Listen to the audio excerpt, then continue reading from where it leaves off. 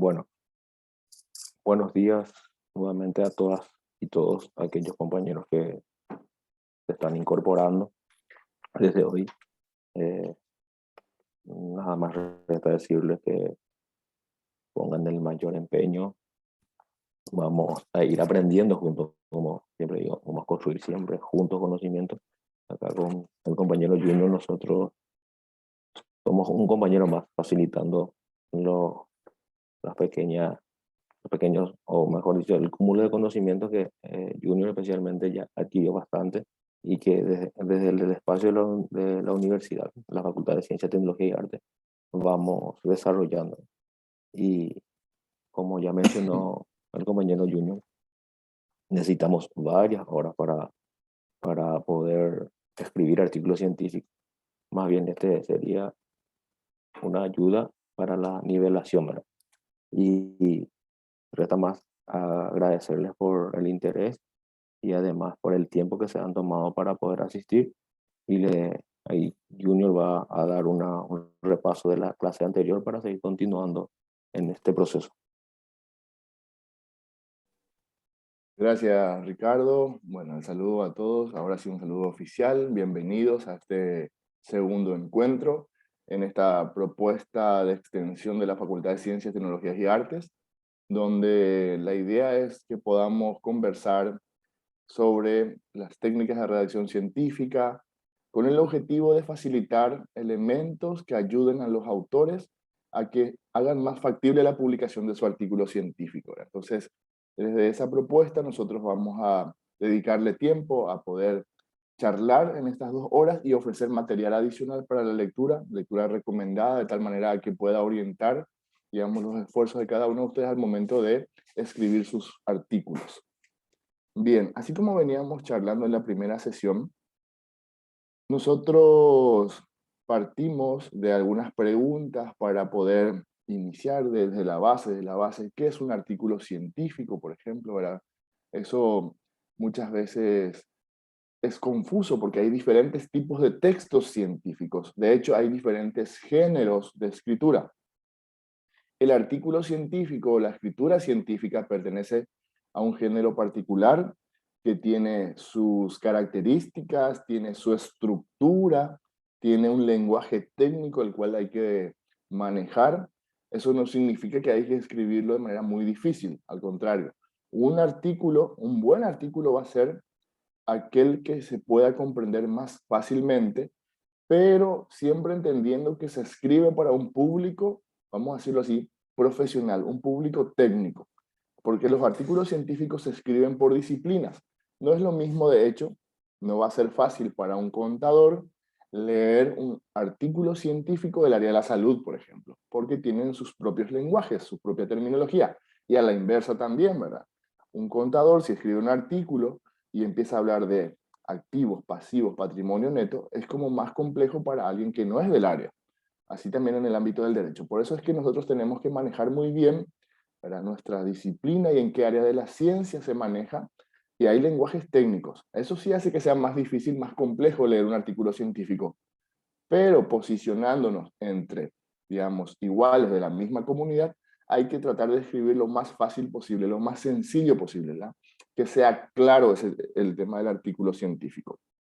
Recuerdo que un profesor nos enseñaba, un profesor apreciado, el profesor Juan Martens, que dice que cuando escribimos un artículo científico estamos contando una historia. Esta historia tiene que ser ordenada, tiene que estar organizada, ¿no es cierto? Y para eso siempre es importante conocer la estructura que le vamos a dar al artículo científico. Por eso es que hacemos énfasis, en la primera clase hicimos énfasis a la estructura que debería llevar un artículo científico en su manera, digamos, en su formato tradicional. Y también un primer elemento que hemos dicho como premisa, ¿verdad? Que un buen artículo científico requiere como condición previa una buena investigación. Es decir, el artículo científico ya es la última etapa de mi investigación, del proceso completo de la investigación. Antes tuve que hacer un montón de etapas que revisamos, ¿verdad? Durante ese proceso de investigación y el artículo ya es el reporte de ese proceso. Entonces, un artículo científico se puede definir como un reporte publicado que comunica el proceso y los resultados de una investigación. Este proceso tiene que estar reflejado en este texto de manera coherente. Por eso es que hay que manejar también metodología de la investigación y hay que manejar unos principios que permitan entender y hacer coherente nuestra escritura. También es importante entender que, a ver, yo no puedo escribir un artículo científico si no tengo nada que comunicar. O sea, el mensaje en sí, el mensaje, lo que yo quiero decir, ya debe estar previamente en bruto. Es decir, la investigación tiene que estar terminada. Es muy difícil hacer todo un artículo científico si yo todavía no empecé o estoy a medio camino de hacer mi investigación. Entonces, reforzando eso, ¿verdad? El proceso completo de la investigación debe estar hecho previamente y luego empiezo a escribir mi artículo científico, porque si no hay nada que comunicar, no puedo escribir. Bueno, dentro de ese contexto, me voy a saltar aquí algunas láminas porque esto le dedicamos tiempo suficiente, se puede revisar en el video anterior. Quiero saltarme a la parte importante, la que considero más trascendental para hacer un repaso, es que hablamos de que hay un formato, vamos a decirlo así como estandarizado, un poco más común, vamos a decirlo así, más utilizado. No es el único, aclaro, no es el único formato que se utiliza, pero es uno de los más, lo que se puede encontrar más en revistas científicas en cuanto a la estructura solicitada de las partes que va a tener esta historia que vamos a contar, que se llama, ¿verdad?, reporte de investigación en formato de artículo científico. Entonces, una primera parte, voy a ir marcando aquí,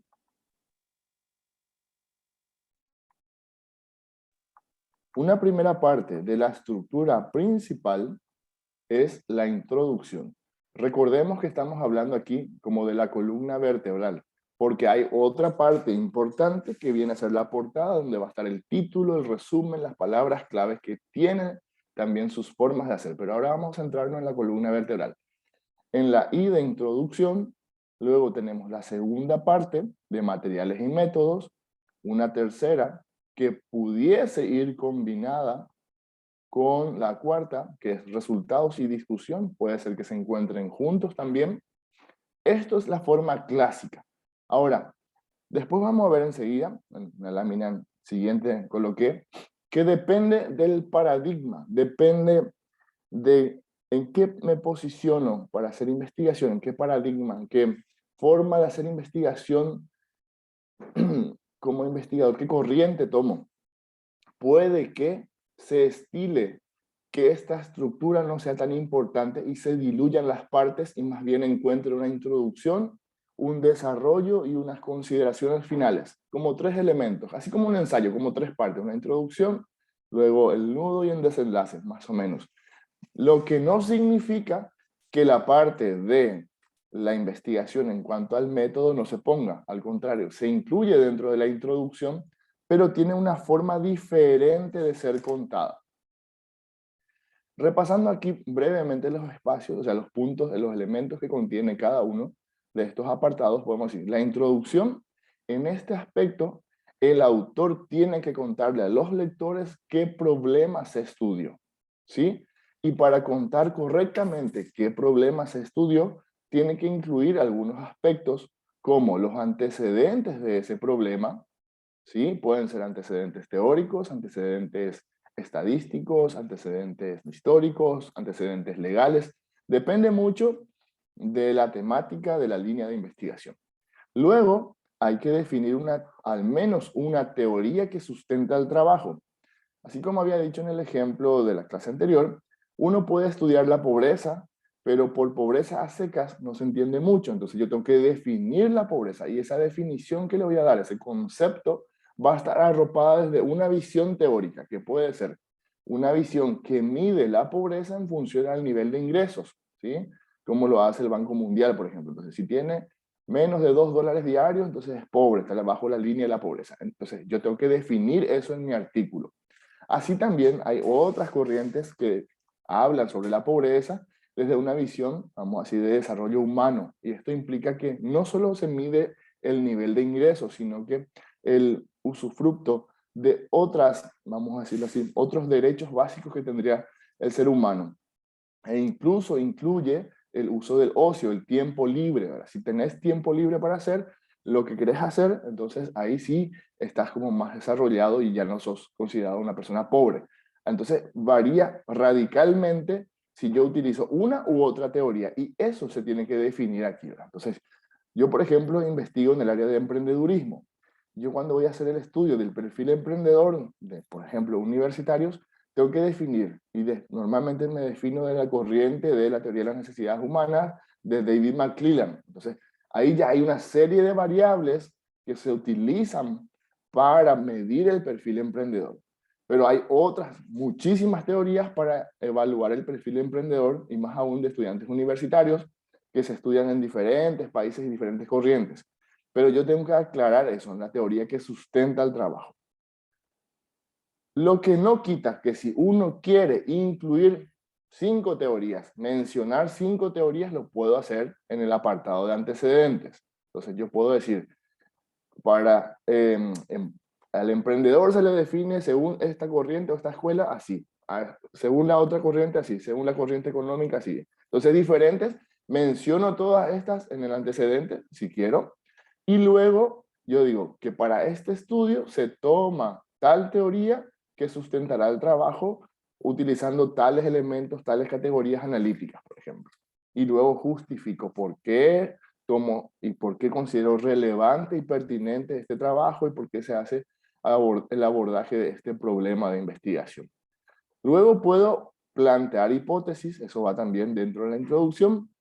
A veces hace falta poner hipótesis, a veces no hace falta, eso depende ya de la metodología, del nivel investigativo que esté abordando y de hecho del tema que estoy tomando. Y obviamente después lo último que por lo general se suele poner, aunque esto es como una recomendación de poner lo último, el objetivo general, el propósito del estudio, pero bien puede ir al comienzo también. No habría ningún problema si va al comienzo. Lo importante es que esté expresado el propósito del estudio dentro de la introducción. A veces se puede encontrar el objetivo dentro del apartado de materiales y métodos, como la primera cuestión que se comenta. También es factible eso. ¿De qué depende? Siempre, siempre, siempre depende de la revista, de cómo orienta sus directrices para los autores. Eso ténganlo muy claro. Esa es una premisa muy importante. Yo, cuando voy a escribir mi artículo científico, debo de conocer previamente para qué revista voy a escribir. Entonces, vamos a ahondar un poquito de eso. De hecho, el objetivo de la sesión de hoy es que podamos identificar, digamos, 2 grandes corrientes que privilegian ciertos aspectos a la hora de recibir artículos científicos y de aprobarlos. Entonces vamos a ver, y voy a tratar de explicarles el por qué. Voy a mirar un poquito aquí en el chat. Ricardo, quiero que me ayudes de repente si hay alguna que otra pregunta para que podamos ir mencionándola a la par las respuestas. Bien. Veo Sí, que justamente ahí pasé en el chat de cualquier cosa para pedir intervención que levante la manito a través del chat y en un momento del conversatorio vamos a darle espacio y yo te voy a ir avisando. O cualquiera perfecto. que quiera participar sin Sí. problema y Si intercambiar creen que es ideas, como experiencias. el momento oportuno cuando estoy hablando de estas partes, ahí pueden hacer las preguntas. La idea es que sea lo más fluido posible esto y no sea tan unidireccional, nada más que de Ricardo y yo hacia ustedes, ¿verdad? Que vayan haciendo preguntas en este proceso, ¿verdad? Bien, entonces voy a estar atento a esas preguntas o si hay una manito levantada, por favor me ayudas, Ricardo. Bien, ya cuando se menciona en la introducción estos elementos, y conste, recalco, cuando un evaluador, un miembro del comité científico, una revista, recibe los artículos, normalmente tiene como una grilla y revisa. ¿Tiene antecedentes? ¿Es suficiente?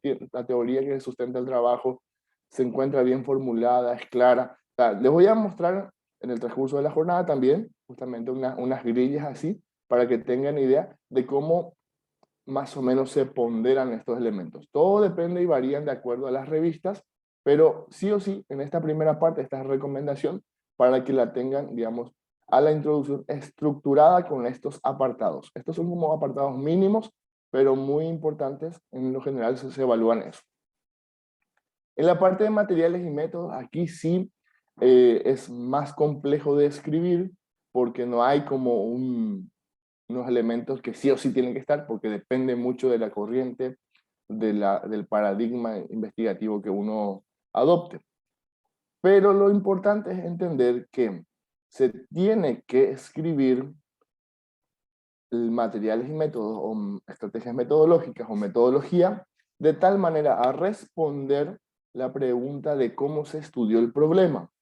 Y que una vez que los autores lean, y que el comité de revisión lea, entienda perfectamente el paso a paso que se ha desarrollado, de tal manera que el reporte de investigación pueda ser replicado por otros investigadores. Entonces los elementos mínimos se tienen que ofrecer del proceso de la investigación para que sea replicable el estudio. Porque son dos condiciones que se requieren para que el reporte esté bien, es que la investigación aporte datos verificables y replicables. Y replicables se da en función a la calidad de cómo se escriben materiales y métodos, este apartado en particular. Aquí, como orientación, se pudiese mencionar si el enfoque es cuantitativo, si el enfoque es cualitativo, o un paradigma positivista, o un paradigma constructivista también se puede hacer, y se va mencionando eso. Luego el tipo de investigación, si es más exploratorio, si es descriptivo, si es explicativo. El diseño metodológico también se va narrando. Dependiendo del paradigma puede que sea mucho más, vamos a decirlo así, sistemático o un tanto más flexible dependiendo de qué paradigma. Enseguida vamos a entrar en eso para explicar las diferentes vertientes que hay. Luego se tiene que mencionar, por lo general, la población de estudio o los participantes, dependerá de vuelta siempre del paradigma. Si hay muestras, cómo se seleccionaron estas muestras y cómo se han calculado las muestras. Entonces, las muestras siempre tienen un proceso, si es estadístico, un algoritmo para calcular la cantidad, y luego el sistema de muestreo si es aleatorio o no aleatorio y por qué es no aleatorio en todo caso, ¿verdad? Hay que justificar. La técnica de recolección de datos o de producción de datos y los instrumentos de recolección o los materiales de apoyo para la recolección de datos. Las técnicas de análisis también, que es importante aclarar porque hay técnicas de análisis estadístico y dentro de los análisis estadísticos hay un conjunto, una vertiente impresionante de posibles, digamos, cálculos que se puedan hacer, y también dentro del enfoque cualitativo están las técnicas de análisis que pueden ser más heurísticas, pueden ser las técnicas de análisis de texto, las técnicas de análisis de discurso, que también tienen como corrientes. Y no menos importante, siempre, dentro de este apartado también tienen que ir las consideraciones éticas y las limitaciones, ¿verdad? El consentimiento informado, siempre que se pueda, se debe informar a los participantes de la investigación, el objetivo del estudio, y que también va a haber un manejo anónimo de los datos de la información que se maneje, que se vaya construyendo.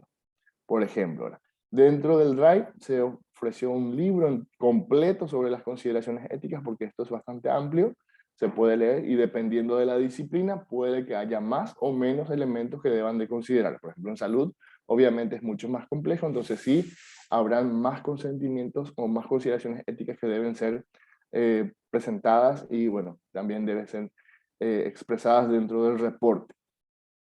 La tercera parte ya viene a ser la exposición de resultados. Aquí respondemos a qué hallazgos o qué datos se encontraron o se pudieron producir durante el proceso de recolección de datos. Ahí vamos a expresar los datos de manera numérica, pueden ser también narrativas, pueden ser textos, pueden ser imágenes. También estos los podemos convertir en gráficos, ilustraciones, tablas. Por lo general, esas son, digamos, las principales formas de exposición de resultados. Aquí la recomendación es que si yo ya expongo un dato de manera, supongamos, en gráfico o en una tabla, no tengo que volver a poner los mismos datos en números, tipo como un párrafo comentándolo abajo de vuelta, pero repitiendo los mismos datos. Tengo que evitar esa superposición de información, porque el artículo va a ser más bueno mientras más conciso sea, mientras no tan largo, pero que sea preciso, ¿verdad? Que ofrezca la información que se espera respondiendo siempre al objetivo o a los objetivos del estudio. De hecho, este objetivo tiene que ser coherente con el problema, con el vacío de conocimiento que se quiere o que se resolvió, ¿verdad? Pero que se quiere comunicar a través de este reporte. Y finalmente, la última parte, digamos, del grueso, viene a ser la discusión. Aquí es donde le damos significado a los hallazgos y se empieza a hacer una interpretación. El autor o los autores empiezan a comentar estos datos, estas narrativas, y le dan un soporte a la discusión desde la teoría que sustenta el trabajo. Entonces, yo tengo un valor, un número, un dato que se extrajo o se construyó durante el proceso de recolección de datos, y esto yo lo tengo que hacer conversar con la teoría que sustenta mi trabajo. Ahí va a tener significado y va a dar, digamos, una interpretación desde esa perspectiva. Es como que yo diga, bueno, estos anteojos son mi teoría que yo utilizo para este estudio y los voy a mirar los datos con estos anteojos, entonces me va a dar un significado a partir de esa teoría. Y eso es lo que tiene que ser coherente aquí. ¿Qué significan los hallazgos? También puede ser comparaciones con los resultados de trabajos similares, como los que mencionamos en antecedentes, bien pueden ser también, digamos, vueltos a utilizar autores que se han mencionado previamente en antecedentes investigativos, y entonces se dice, bueno, estos datos concuerdan con los elaborados y producidos por tal autor, o al contrario, no concuerdan y encontramos diferencias sustanciales. Y esto significa que hay aspectos también que no están resueltos, ¿verdad? No son concluyentes ciertos elementos porque varían eventualmente por el tipo de población y otras circunstancias, y eso da, digamos, a que se amplíe la discusión y también a generar nuevas interrogantes. Es muy importante que los autores identifiquen en este proceso qué otras preguntas, qué otras interrogantes surgen a partir de esta investigación y los dejan ahí como para continuarlo en otra investigación y volver a publicar en otro artículo, o para que otros investigadores continúen esta investigación avanzando con estas interrogantes que han surgido por aspectos no resueltos durante esta investigación. Eso es una muy buena recomendación y queda muy elegante también en el momento de ir cerrando el artículo científico. Voy a volver a mirar aquí el chat, a ver si tenemos preguntas. Acá Ismael nos dice, los objetivos, la justificación, entre otras, deben tener un título que identifique o deben estar de manera implícita. Fantástico. Muy buena pregunta. Gracias, Ismael. Bien, por lo general, van todos, vamos así, diluidos dentro de, digamos, párrafos concatenados dentro de la introducción. ¿Sí? Entonces, no hay como subtítulos, salvo que la revista a la cual estamos escribiendo pida en un subapartado puntual que se identifique la justificación, que se identifiquen las hipótesis, que se identifiquen los objetivos, porque puede haber casos que sean así. Según conozco, es un poquito más común eso en revistas que sean de salud, en revistas que son como más así estructuradas y ya piden que vaya así. No siempre, pero depende, por eso les digo, depende siempre de la revista, por eso esa es una premisa que no hay que olvidar. Cuando voy a escribir un artículo científico, yo necesito conocer la revista a la cual voy a enviar, y conocer significa conocer las directrices para autor, conocer qué paradigma investigativo privilegia, qué tipo incluso de temáticas privilegia, qué tipo de metodología privilegia, porque eso tiene una corriente, vamos a decir, unas directrices de las revistas que por lo general priorizan ese tipo de artículos. Junior, Señor, ahí Antonia Concepción pide la palabra. vamos a escucharte, Antonio. Sí, quería nomás recalcar, profe, que nosotros estamos hablando en este caso de la estructura de un artículo científico y que a veces las preguntas como que tienen relación al proceso de una investigación científica propiamente dicha, ¿verdad? Que es otro proceso del cual se desprende, ¿verdad? Esto de la redacción del artículo, ¿verdad? Que es como el resumen del proceso anterior.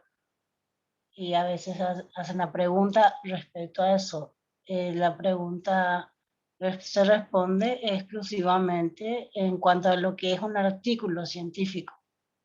para que la gente no se confunda. Gracias, Antonia, por la aclaración. Sí, veamos.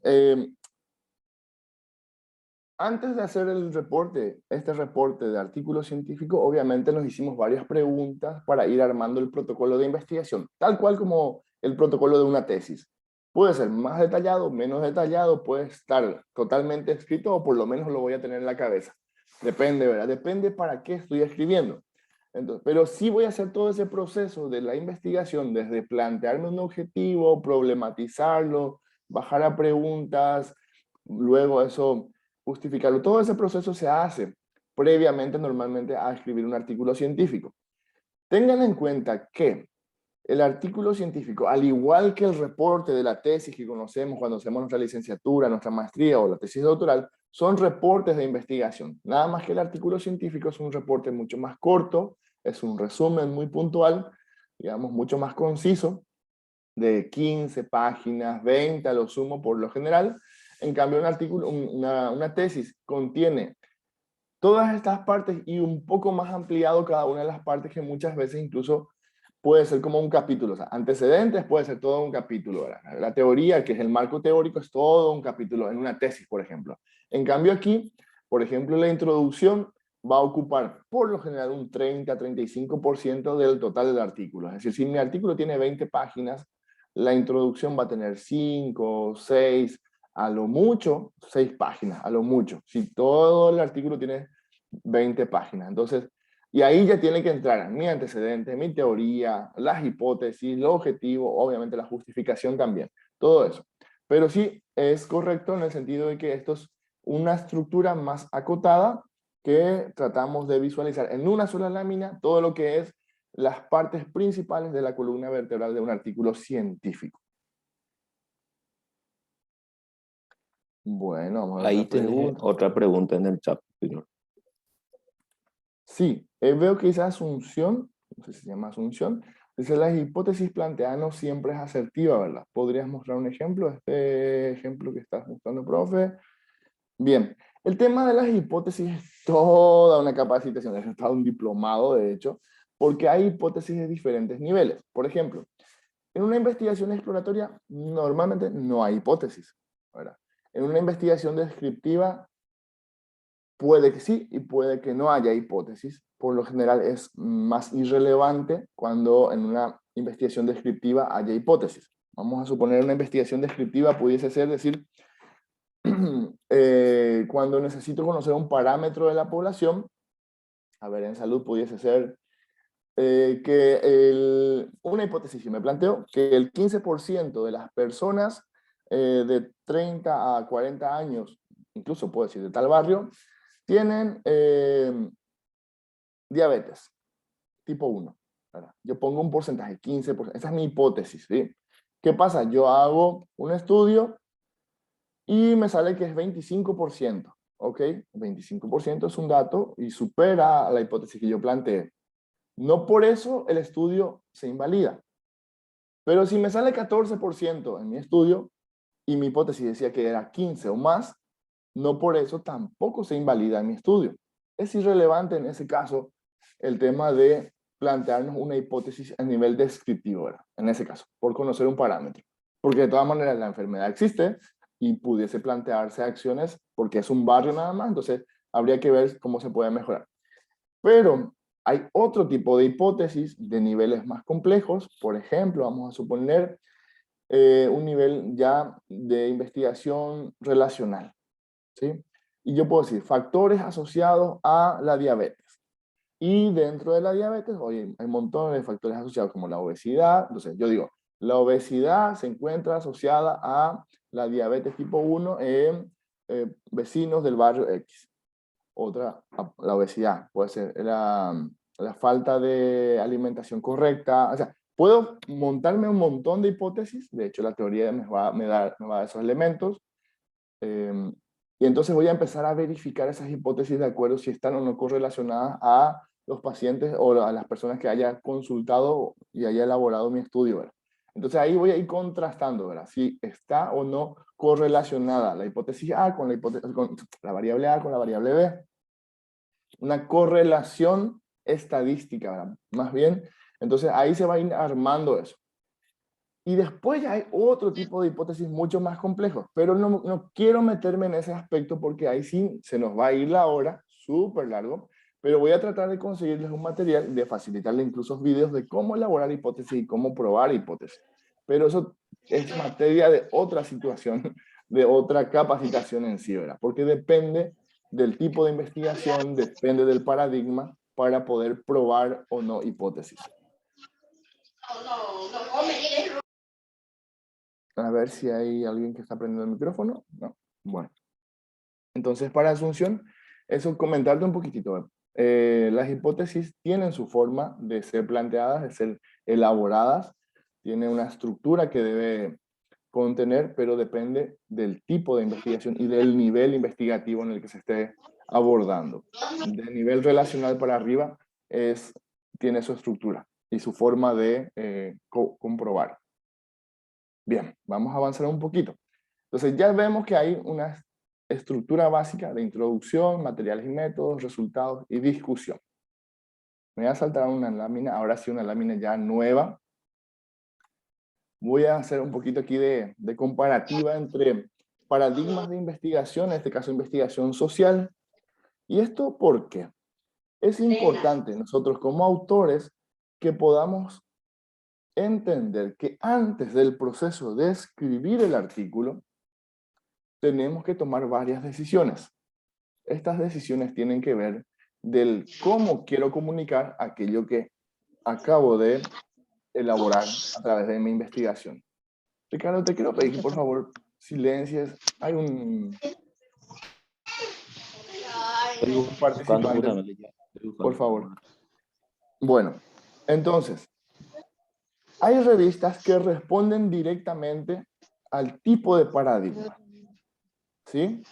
Y hay diferentes paradigmas que de alguna manera, algunos autores dicen que se complementan y otros que se diferencian de tal manera que es muy difícil hacer al mismo tiempo una investigación cualitativa y cuantitativa, esa investigación planteada como mixta.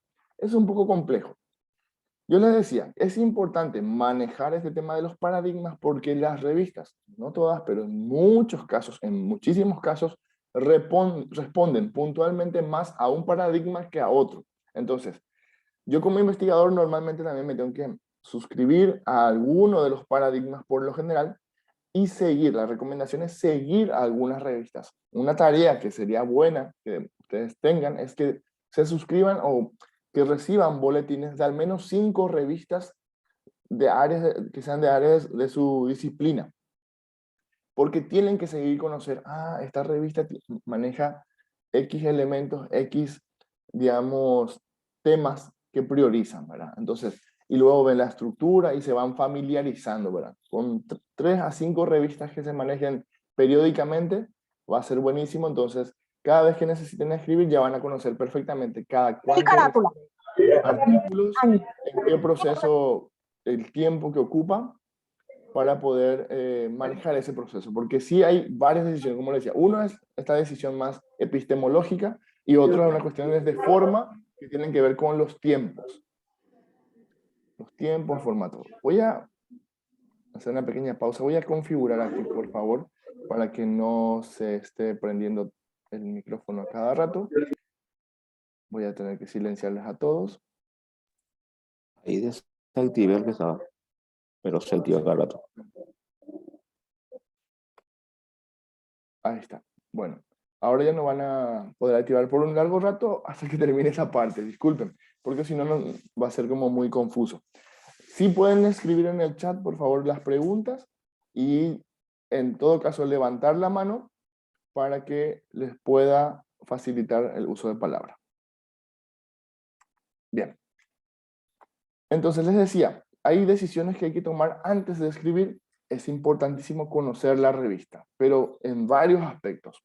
Desde cuestiones de forma, si se paga o no se paga, los tiempos que ocupa, la temática y obviamente qué elementos epistemológicos priorizan. Entonces es importante conocer que hay 2 corrientes muy fuertes, hay una tercera eventualmente que pudiéramos ir mencionando, pero vamos a hablar de las clásicas. Entonces, están, digamos, el paradigma positivista o postpositivista, más conocida con aquella que se sustenta con la metodología cuantitativa. Y por otra parte hay un paradigma más constructivista y sus vertientes, que son muchas, ¿verdad? Que podemos decirla como las que son de metodología más cualitativa. Y una tercera sería la de investigación-acción, ¿sí? Aquella que tiene más intervención sobre la población de estudio. Pero vamos a trabajar para tratar de comparar esta primera parte para entender, digamos, los supuestos epistemológicos, ontológicos y metodológicos que sustentan cada uno, porque las revistas también se rigen por esto. Entonces, hay supuestos ontológicos como que, por ejemplo, cómo se ve la naturaleza de la realidad. Esto es más filosofía de la ciencia, pero es importante entender que para el paradigma positivista o postpositivista existe o se propone que exista una realidad objetiva. Es decir, la realidad es objetiva y eso tiene varias implicancias a la hora de hacer la investigación y varias implicancias a la hora de la redacción, ¿sí? Un investigador más sociológico que es de este paradigma cuantitativo va a escribir entonces su redacción en tercera persona, ¿sí? Esto no se ve acá a simple vista, pero tiene ese fundamento. Entonces van a haber revistas que van a privilegiar que se escriba en tercera persona por este fundamento, en el que cuando se expresa se trata de demostrar cierta objetividad.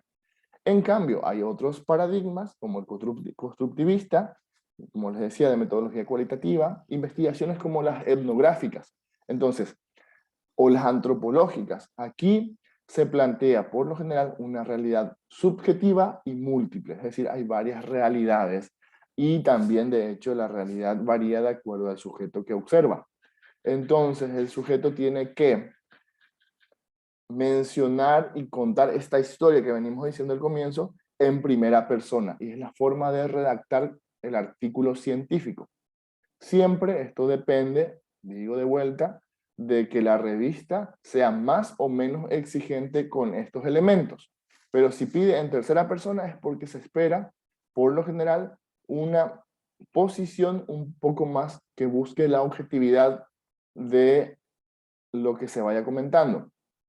En cambio, si pide en primera persona, entonces ahí es reconocer probablemente cierta subjetividad y una realidad múltiple. Vamos a ir viendo aquí un poco más sencillo el ejemplo. Dice, cuando supuestos epistemológicos. Cuando la relación entre el investigador y aquello que investiga, ¿cómo es? En un paradigma positivista existe o se propone que exista una separación entre el investigador y el objeto que estudia.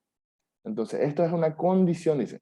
La distancia frente a aquello que se pretende investigar es vista como una condición necesaria para alcanzar un conocimiento objetivo. En cambio, en este otro, el investigador está inmerso en el contexto de interacción que desea investigar, se asume la interacción, fíjense, se asume la interacción entre ambos y la mutua influencia son parte de la investigación. Por eso, los que están dentro de este paradigma escriben en primera persona y los que están aquí, en este otro paradigma, escriben en tercera persona. Aquí un poco los valores, dice el investigador busca desprenderse de sus propios valores, de su orientación política e ideológica, sus concepciones acerca del bien y del mal, lo justo y lo injusto, de lo que deseamos para nosotros y los otros. En el otro, en la investigación más cualitativa, el investigador asume que sus valores forman parte del proceso de conocimiento y reflexiona acerca de ello. Entonces, en una investigación cualitativa, se valora cuando el investigador también ofrece más reflexiones propias de lo que sintió, de lo que vio, de lo que le pasó en cuanto a valores, a lo que pensó, incluso durante el proceso de la recolección de datos y de la convivencia con esa población de estudio. Y eso se valora dentro del proceso de la redacción del reporte. En cambio, en una investigación positivista, poner muchos elementos o poner mucha fuerza en elementos que sean más subjetivos, le resta cierta, vamos a decir, robustez. Y aquí un poquito de repente las diferencias metodológicas. ¿Cuáles son los procedimientos que se utilizan para construir evidencia empírica y cómo se relaciona lógicamente con el resto de las etapas? Bien, en una investigación más cuantitativa se va desde digamos, un proceso de deducción en el diseño y inducción en el análisis. Normalmente aquí hablamos de variables, vamos a hacerlo más sencillo, aquí vamos a hablar de variables, ¿sí? Porque las variables son, digamos, estos elementos que nos permiten contar o medir características, ¿sí? Variables. En cambio, en la investigación cualitativa, el término variable no es tan común, es más, se utiliza otro concepto que viene a ser categorías analíticas o dimensiones de análisis, pero no variables, ¿sí? Entonces eso hace que haya una coherencia también en ese elemento.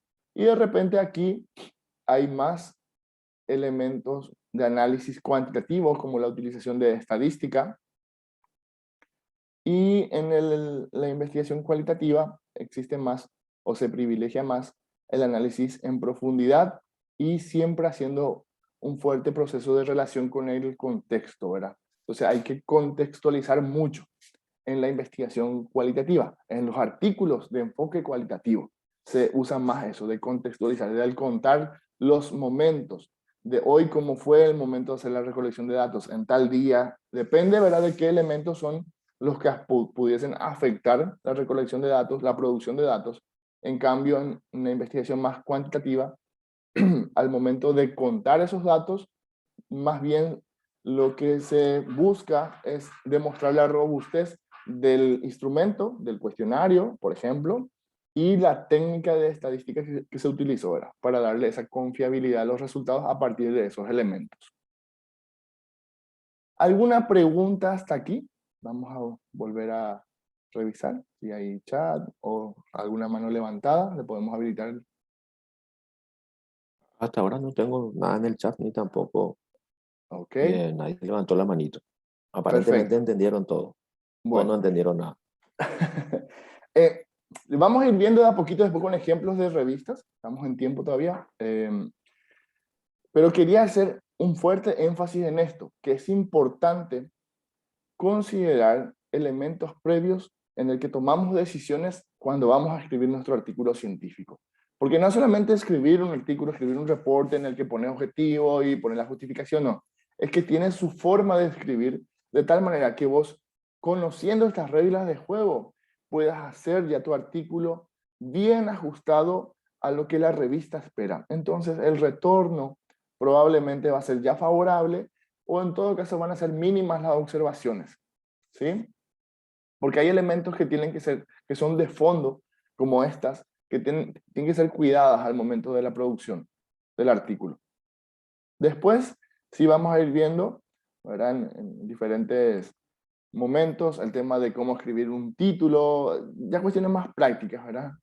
Pero esto es, para mí es central, porque por lo general, hablar de esto y hacerlo caer hasta la escritura del artículo científico no se da en muchos espacios y uno aprende a la mala por las devoluciones de diferentes revistas, ¿verdad? Y cuando uno está en la licenciatura no te hablan de esto y cuando está en la maestría y en el doctorado ni qué decir, ya se asume de que vos tenés que saber de que existen corrientes epistemológicas que varían y que las revistas también tienen que ver con eso. Entonces, uno muchas veces pasa por las diferentes etapas y no tiene estos momentos. Entonces, estos talleres de verano es para poder nivelar un poquito esos conocimientos que son de base. Y bueno, es por eso que quiero también invitarles a que vayan haciendo preguntas. Junior, Sí, Graciela Ayala pregunta, ¿las características de paradigmas son lineales? a ver, pudiese replantear, ¿puedes habilitar su micrófono para que pueda hablarnos? Porque no me queda muy claro la pregunta en qué sentido dice si son lineales. ¿Pudieses, por favor, Graciela, prender tu micrófono? Así charlamos un poquito para entender mejor tu pregunta. Estoy buscando a Graciela.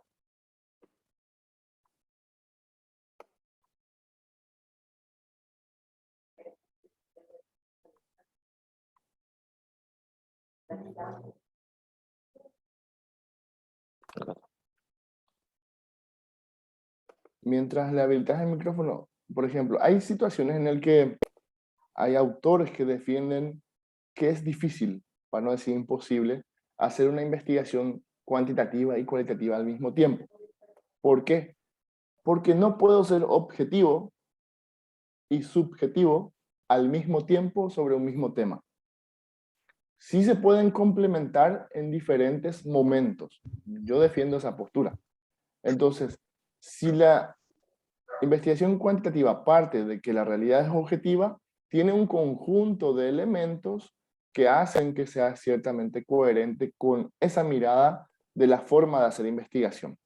Y también la investigación cualitativa, por su parte, al decir que la realidad es subjetiva, tiene elementos que parten de eso y hacen que sea coherente esa flexibilidad al decir que es subjetiva. No sé si a eso se refiere como lineal. Junior, Sí. Buenos no, días. audio. Ahí está. Buenos días. Sí. Sí, ¿qué tal? Buenos días. Sí, ahí respondiste totalmente mi pregunta, profe. Era a eso lo que me refería, ¿verdad?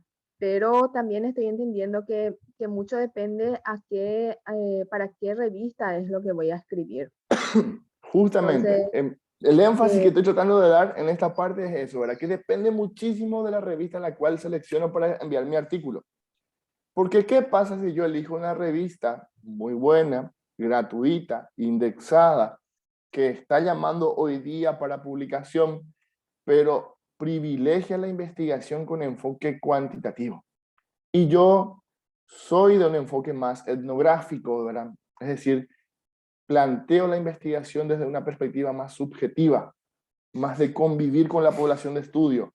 Utilizo más elementos de observación etnográfica, el registro, la bitácora, las narrativas, no tanto análisis estadístico posteriormente.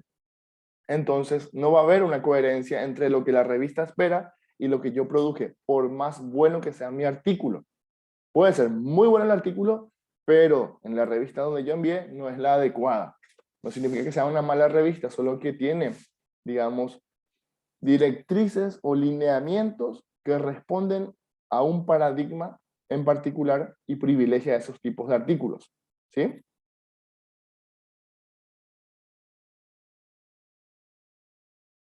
Bien.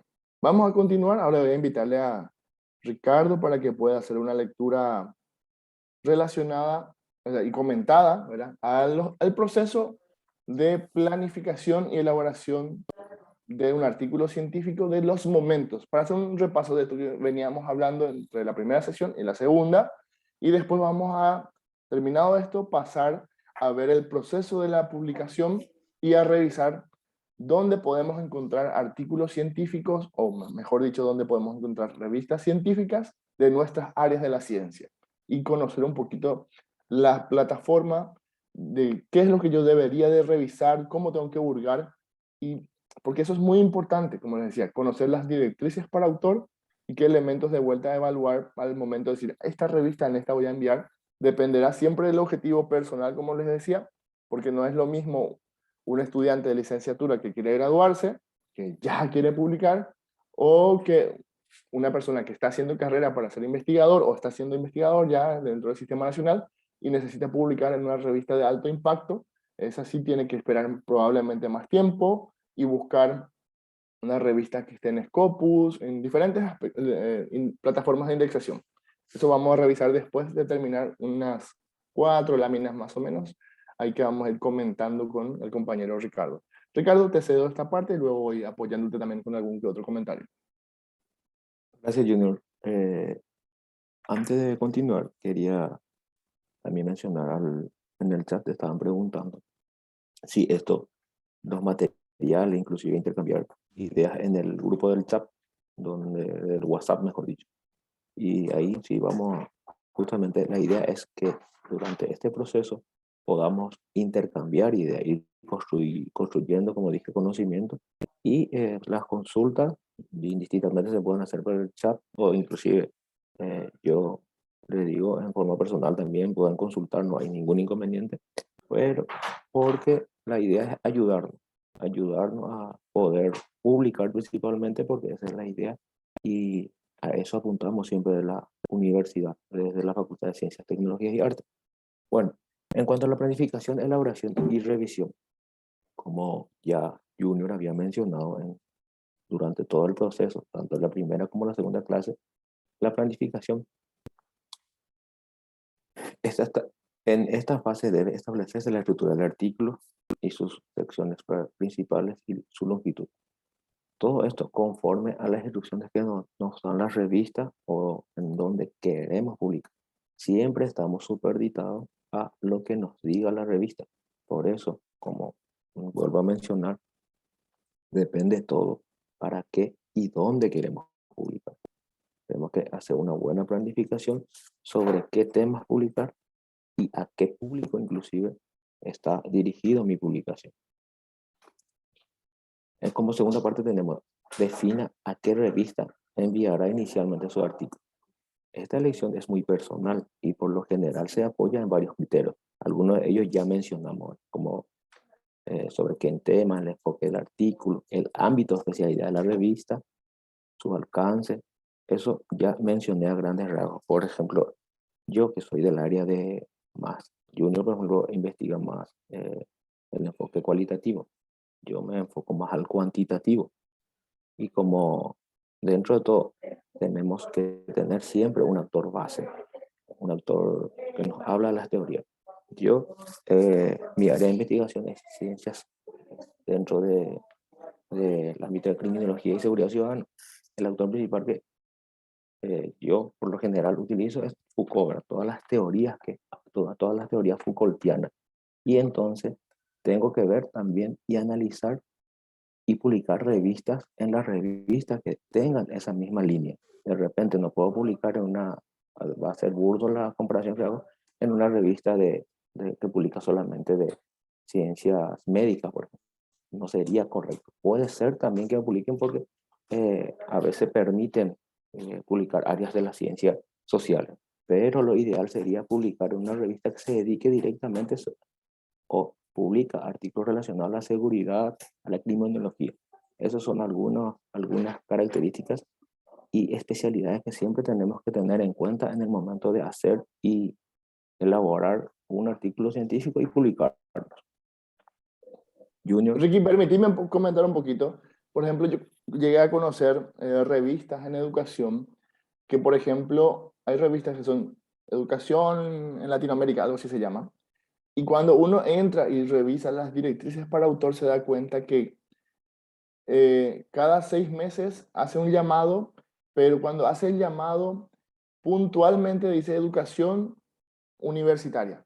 Toda la temática relacionada a educación universitaria. Y el siguiente semestre, ahí sí ya hace educación de nivel, vamos a suponerlo así, primaria. No recuerdo el término exacto porque era de México, le decían primaria, pero entonces todo lo que era investigación ya de educación y la infancia, no sé qué cosa, por ejemplo, decía. Entonces hacen llamados muy puntuales, es de educación, pero no siempre entra toda la temática de educación. La misma cosa en salud. En salud hay muchísimas especialidades, entonces de repente incluso los llamados, las convocatorias de postulación hacen de acuerdo a ciertas especialidades.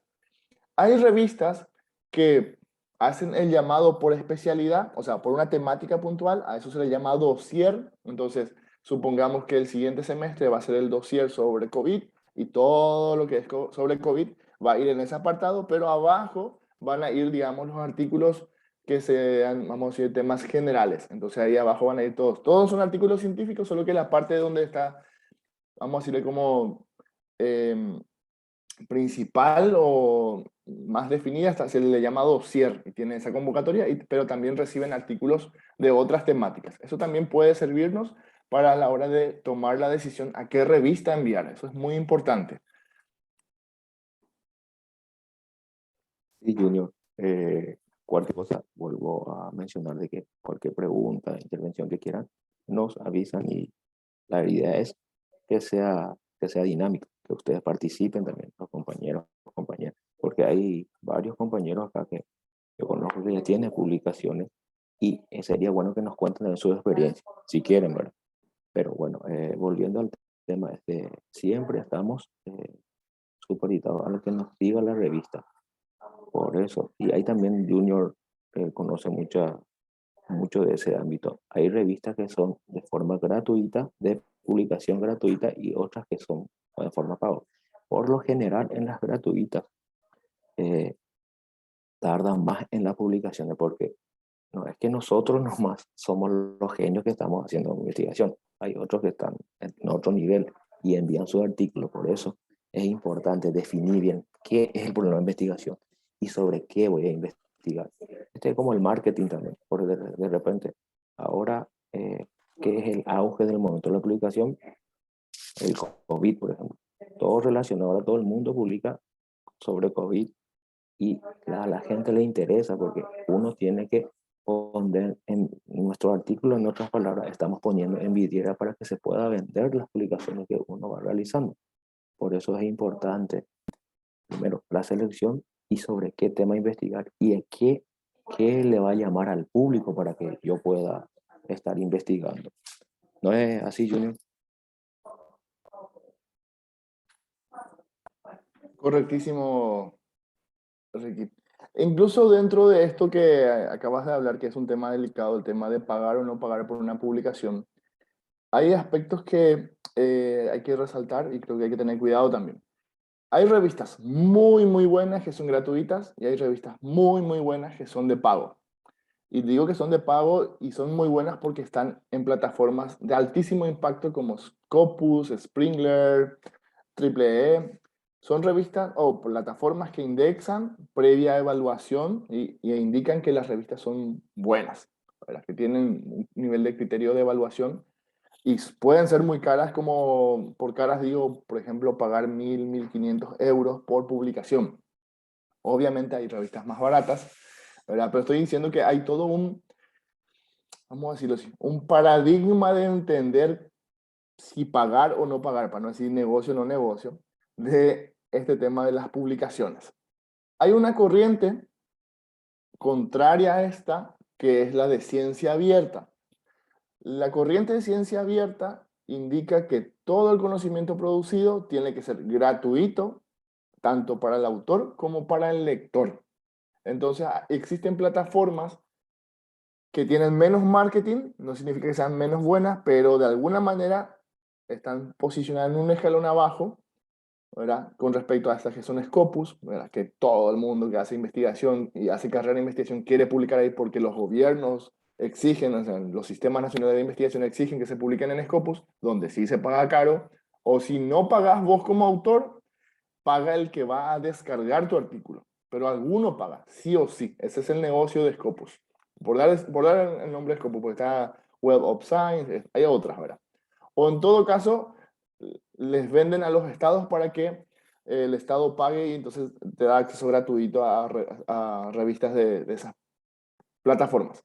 Decía, hay una corriente alternativa a esta, que es la de ciencia abierta, donde aparece Latindex, aparece ese Cielo, aparece Redilac, que son plataformas buenas también, muy buenas también de indexación, porque también tienen un proceso de revisión de las revistas, evalúan si el comité científico que está es un comité científico real de investigadores, si tiene regularidad, si tiene normas de revisión de plagio, un conjunto de elementos, y luego dicen, ah, bueno, esta revista está buena, y entonces la vamos a incluir dentro de nuestro catálogo de revistas indexadas. Esa es una, y bueno, y ahí son gratuitas, aunque también admiten de pago, si no es muy caro, admiten de pago porque de alguna manera tienen que sostenerse las revistas también. Y ese costo se llama costo de procesamiento de artículo, que puede variar desde $20 a 100, 150, 200, depende del nivel de indexación y qué tan internacional es la revista. ¿Qué tiene de ventaja? Que por lo general cuando pagas hay un proceso, digamos, más rápido, no que sea 100% seguro de que se te publique, pero más rápido de hacer la revisión y de que te retornen. Y algunas revistas incluso tienen como asesores para que, si vos pagaste para que te hagan, digamos, el retorno y un seguimiento para que ajustes tu artículo. Entonces, como un acompañamiento hasta que se publique, ¿verdad? Tiene esa ventaja de repente y en 2 meses podés publicar ya, por ejemplo, 3 meses, más, menos, ¿verdad? Entonces, eso depende mucho también del objetivo que yo estoy persiguiendo, porque bien puedo encontrar revistas buenas gratuitas. Ahora, hay que aclarar que hay revistas que podemos llamarlas predadoras o predatorias. Estas revistas sí que son las que hay que evitarlas. Son normalmente revistas, vamos a decir, casi que fraudulentas. Te envían invitación o la encontrás por ahí y te dicen, pagas tanto y en el día te publicamos. Prácticamente en el día, sin ninguna revisión. Pero lo peor de eso es que normalmente ni siquiera publican, o sea, te cobran, vos envías tu artículo y desaparece la plataforma porque son revistas, o sea, revistas así en plataformas que por un momentito nada más están y luego ya desaparecen y hacen una estafa, básicamente, ¿verdad? Hay muchísimos de esos, de revistas así como más comunes son de, vamos a decir así, las que vienen estas de África y compañía, y que te escriben así medio en un castellano raro. Pero de esas hay que cuidarnos mucho, ¿verdad? Porque se ve luego, la plataforma no es tan prolija. Cuando uno entra en la revista, ve como que le faltan muchos ajustes, no está muy trabajado porque son, digamos, no son permanentes, están por un momentito, un mes, algo así, y después desaparecen. Bueno, ese tipo de revistas es la que hay que evitar, la que llamamos predatorias, que existen muchos también. Vamos a avanzar la lámina. Bueno, un elemento, o sea, por eso a considerar el tema de la condición de pagar o no pagar, de acceso libre o no, y de qué tan rápido es el proceso. Ahí ya pasé la lámina, Ricardo, ¿estás ahí? Sí, Junior. Bueno, continuando. Revise las instrucciones para los autores. Ahí justamente Junior ya mencionó, después un concatenado de que hablando, a medida que se habla, se va tocando ya por lo general varios temas y este va bien, más bien es un repaso. Todas las revistas serias incluyen una sección con esta información y conocerla de antemano ayudaría a producir un mejor original con mayores posibilidades de ser aceptados para la revista elegida. Porque todas las revistas tienen tipo sus árbitros, que serían los par evaluadores, algunos le llaman los par ciego, porque en realidad, ¿por qué se le dice par ciego? ¿Por qué se menciona? Porque el momento de enviar, uno no sabe quién es el que se está evaluando, digamos. No tenemos ese feeling de repente Junior. Yo envío una revista donde Junior es el, el evaluador. En cambio, nos envía los datos de la persona. Se envía en otro apartado a la revista. Entonces, en el momento de la evaluación, uno no sabe quién es el que está evaluando. Por eso, hoy día, las publicaciones de artículos es mucho más impactante inclusive que los libros, porque los evaluadores son por lo general extranjeros, pueden ser también nacionales, pero tienen un proceso que sí o sí uno debe ser aprobado. Por eso es importante leer bien las instrucciones, todas las instrucciones, y uno de ellos es el apartado que es para autores. Después defina quiénes serán los autores. Perdón, me pasé, tenga presente la cantidad máxima. A eso también, tener presente la cantidad de palabras, cuadros y figuras aceptada por la revista. Eso es importantísimo, porque si en eso nos excedemos, te rechazan. En realidad te envían un memorando donde dice que tenés que adecuar. Pero eso, para que no nos pase eso y tengamos que hacer un doble trabajo, es mejor leerlas bien las instrucciones. Defina quiénes serán los autores.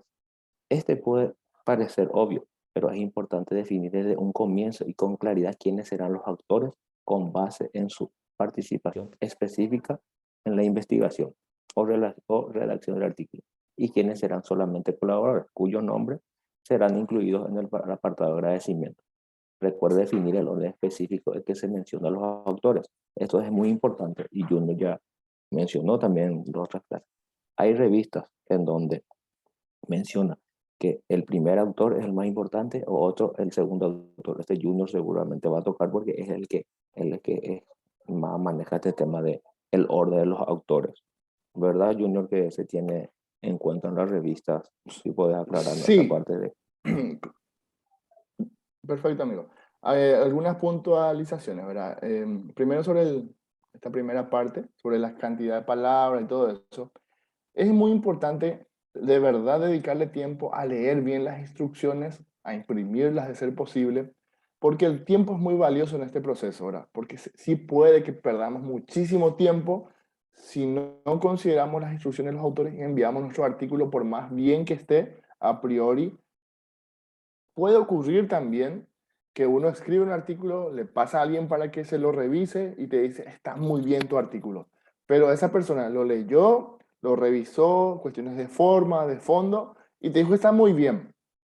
O incluso puede que la universidad tenga un comité de revisión del artículo y te lo revise y te lo apruebe de cierta manera.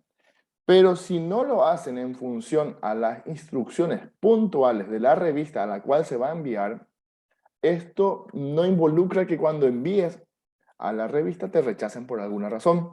Entonces es importante que ya esté bien ajustado al formato.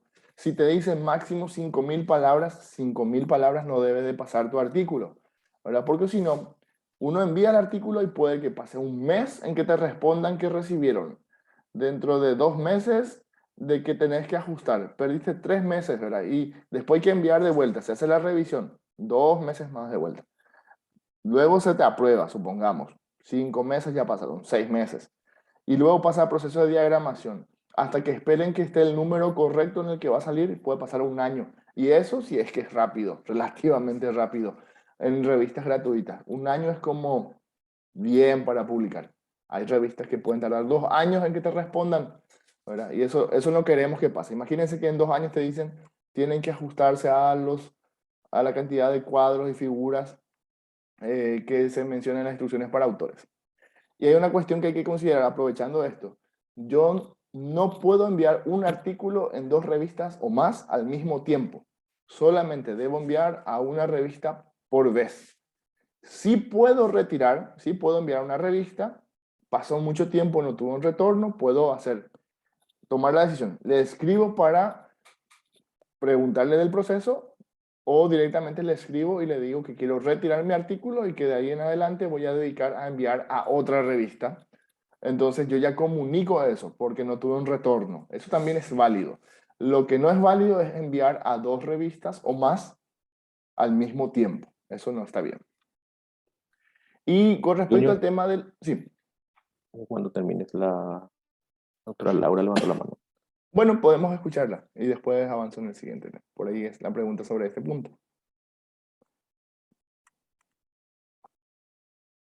A ver si... Ahí ya pueden reactivar de vuelta el micrófono. Profe Laura. Sí, buen día, muchas gracias.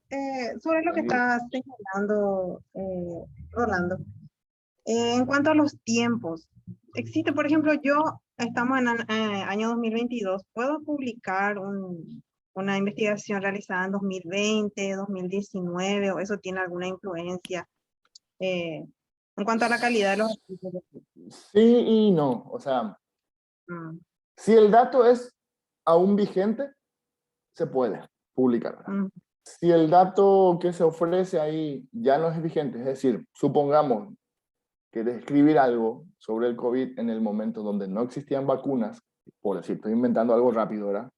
Y tu conclusión es que no hay solución a ese momento para el COVID, y a hoy quieres enviar hoy y ya hay como varias vacunas de diferentes marcas, por decirlo así, entonces ya no es vigente el contenido de tu artículo, más o menos, un ejemplo así. Pero puede ser que investigaciones que por alguna razón hayan quedado y no se han publicado y son del 2010, pero los datos siguen vigentes, igual se pueden publicar. Es posible. La misma entiendo. cosa pasa con la teoría que sustenta el trabajo. Al momento, aprovechando esta pregunta, porque se puede hacer la equiparación, ¿verdad? Yo puedo utilizar autores que sean vigentes por más que sean de hace 20, 30 años atrás, porque la teoría que ofrecieron aún siguen vigentes. No son nuevas, pero están vigentes.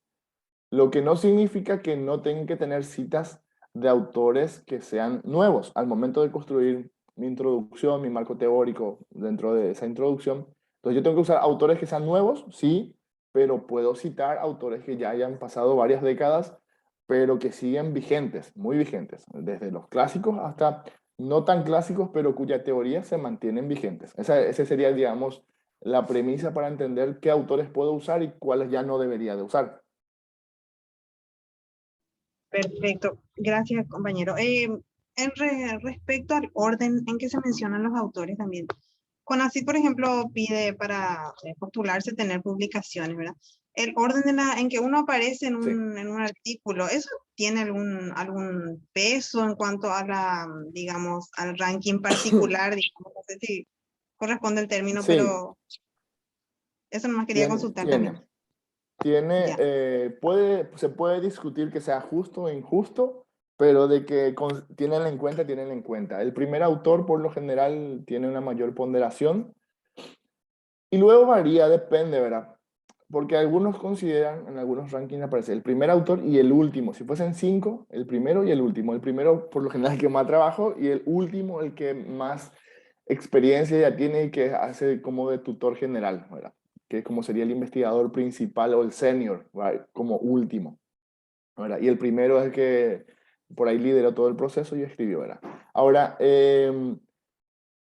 si vamos por estrategia, para ponderar más para el CONACYT, conviene que seas un solo autor, o sea, que tu artículo sea individual. Eso está mal Ya. desde una perspectiva, pero por eso digo, puede ser discutible, ¿verdad?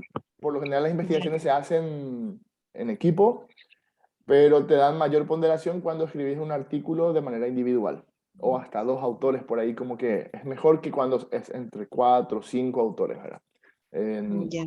Por eso la recomendación es que se le reconozca a todo el equipo como, digamos, parte de la investigación, pero que van como colaboradores. Y aquellos que escriben, el que se sienta a teclear y el que hace el análisis de repente, enseguida voy a mostrar un par de lecturas recomendadas justamente de cómo poner así a los autores, ¿verdad? Un texto que les voy a ofrecer. Entonces, a los que sí trabajaron en la producción del reporte final, esos sí van como autores, ¿sí? Supongamos que yo estoy en un equipo de 5 integrantes, pero yo solamente hice la encuesta, por decirlo así. Es importante también el trabajo, o hice la entrevista. Pero luego no colaboré en la redacción del reporte, entonces no corresponde que yo vaya como autor, tendría que ir como un colaborador en ese sentido. Esa es más o menos la premisa. Ahora ya depende después del contexto y para qué y cómo lo hacemos y un montón de decisiones que hay que tomar para ver si voy o no como autor, ¿sí? Pero sí es en cuanto a términos para el CONACYT, es importante. Primero, si sos autor individual, eso es como lo mejor, y depende de dónde publicas también. La segunda opción, obviamente, que sean 2 autores, e idealmente que seas el primer autor, y de ahí en adelante que seas o el primer autor o el último. Ya, gracias Rolando. Muchas gracias. Dale. Bien. Permiso, una sobre el Sí, punto. sí, Graciela. Cuando digamos uno está escribiendo de manera a priori y te invitan para realizar un artículo de investigación y te dan el trabajo de hacer una entrevista, por ejemplo. Sí. Eso, y bueno, y uno hace su entrevista, pasa todo lo que es la grabación y esas cosas. Eso como que debería ir, o eso otra vez depende de qué revista, para qué revista es, en qué circunstancias, si es, digamos, en este caso de estudiantes, ¿verdad? Y bueno, y cuando tus profesores te dicen, bueno, te invito, vamos a hacer un artículo y te manda a hacer eso, esas investigaciones o esas entrevistas, entonces, ¿dónde uno esperaría ir colocado, digamos, el nombre? Okay.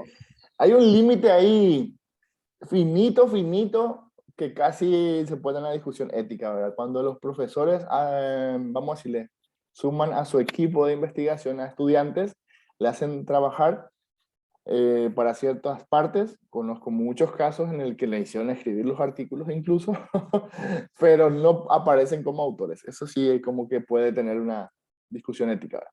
Ahora, si hiciste parte del proceso operativo de la producción de datos puntualmente, pero no escribiste el artículo en sí, no hiciste una revisión y no aportaste de repente en cuanto a textos, Entonces, solamente la recolección puede que te pongan como colaboradores y debería aparecer tu nombre, esperaría que aparezca dentro del párrafo de agradecimientos. Si hiciste la entrevista, desgrabaste y analizaste y procesaste además la entrevista, viste las categorías de análisis, ahí sí ya hay un trabajo intelectual mucho más profundo, más tiempo, y ya es parte de lo que aparece en el reporte. Entonces ahí tendrías que estar como autor. Esa sería una recomendación, ¿verdad? Todo esto depende normalmente de quién dirige la investigación. Por lo general, los equipos de investigación siempre hay un investigador que es el principal, el que dirige todo, y bueno, él es el que distribuye estas cuestiones, ¿verdad?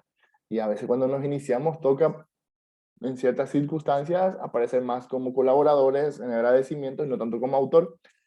Pero depende mucho de esa relación y ese espacio que hay que ir ganando, ¿verdad? Pero de acuerdo a cómo se aporte al artículo, tendría que aparecer como autor, incluso el orden. Les voy a mostrar enseguida un texto en el que se da una ponderación como sugerida que pudiesen implementar para ver en qué número de autor iría, en qué orden, número de orden. Junior, ¿Sí? ahí mencionar, creo que ya de todo modo mencionaste, pero ¿por qué es importante ser primer o ser único autor?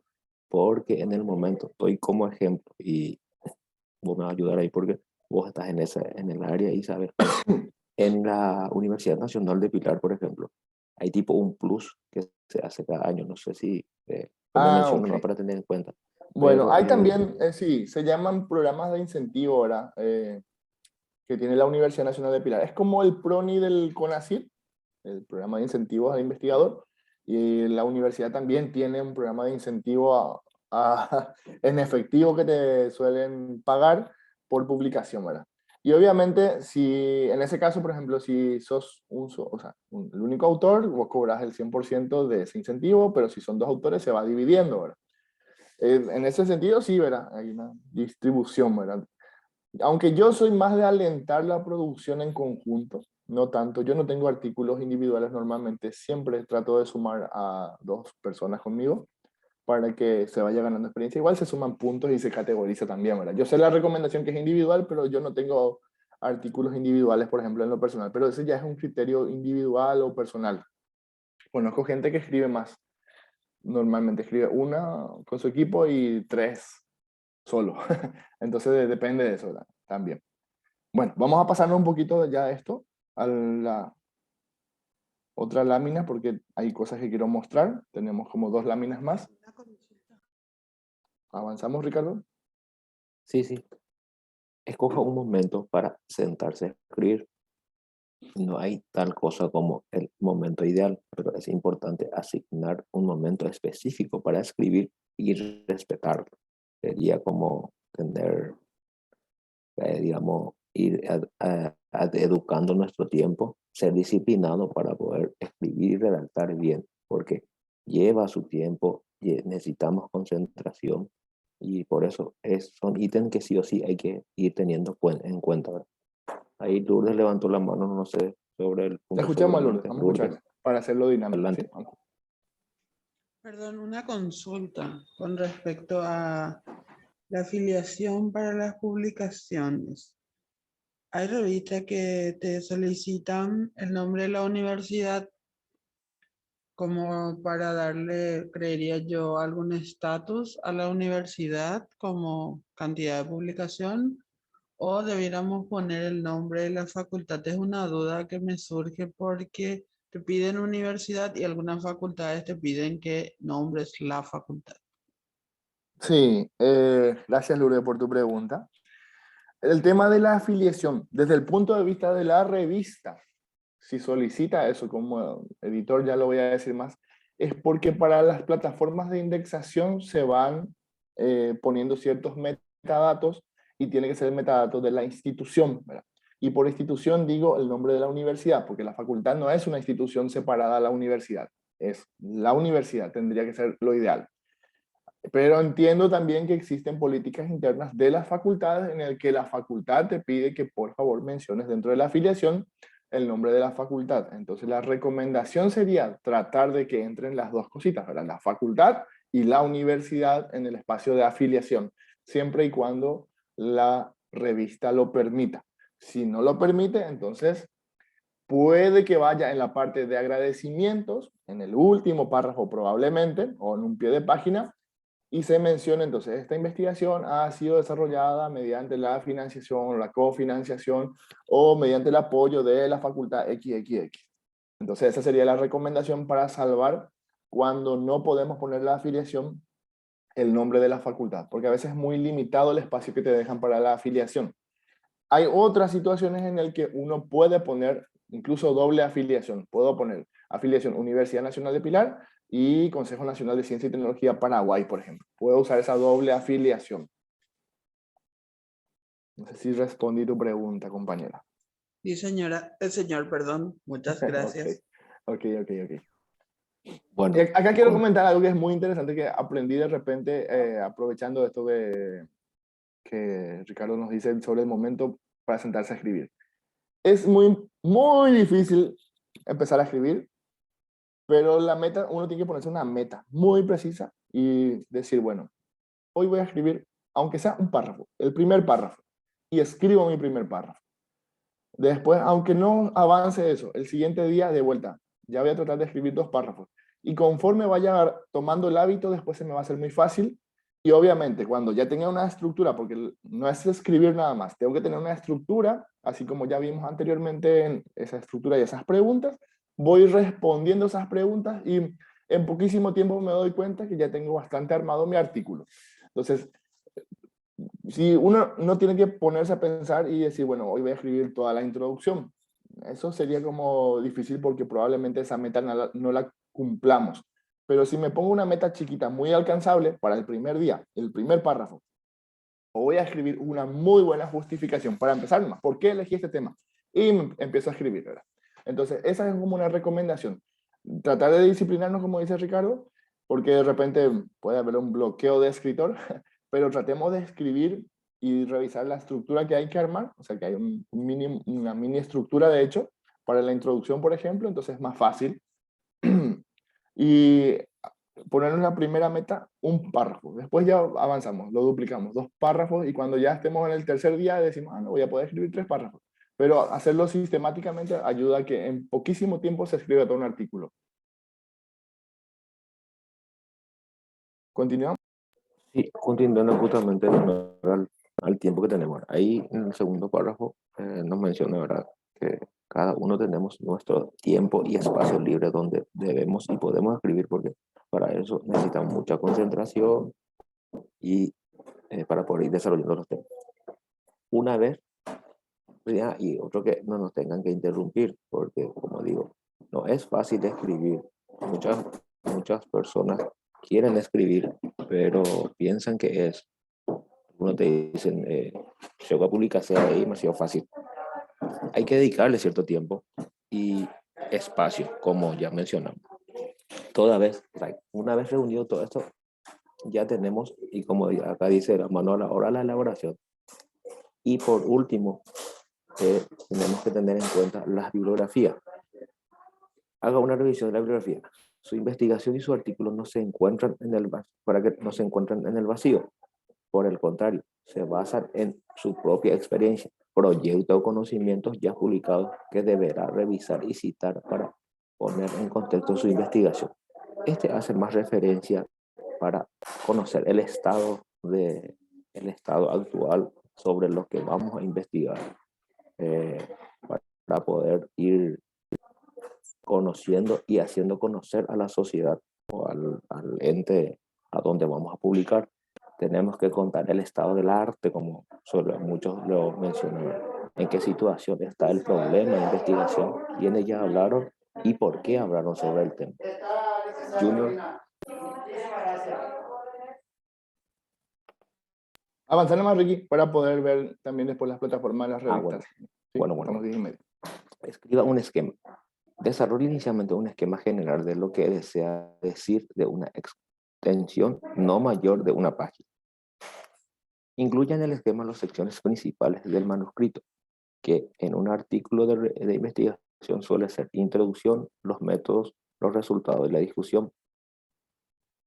Secciones conocidas por la sigla IMRD, como ya dije, introducción, metodología, resultado y discusión. Para cada sección, escriba de manera esquemática los conceptos clave que incluirá en ella o en modo de recordatorio.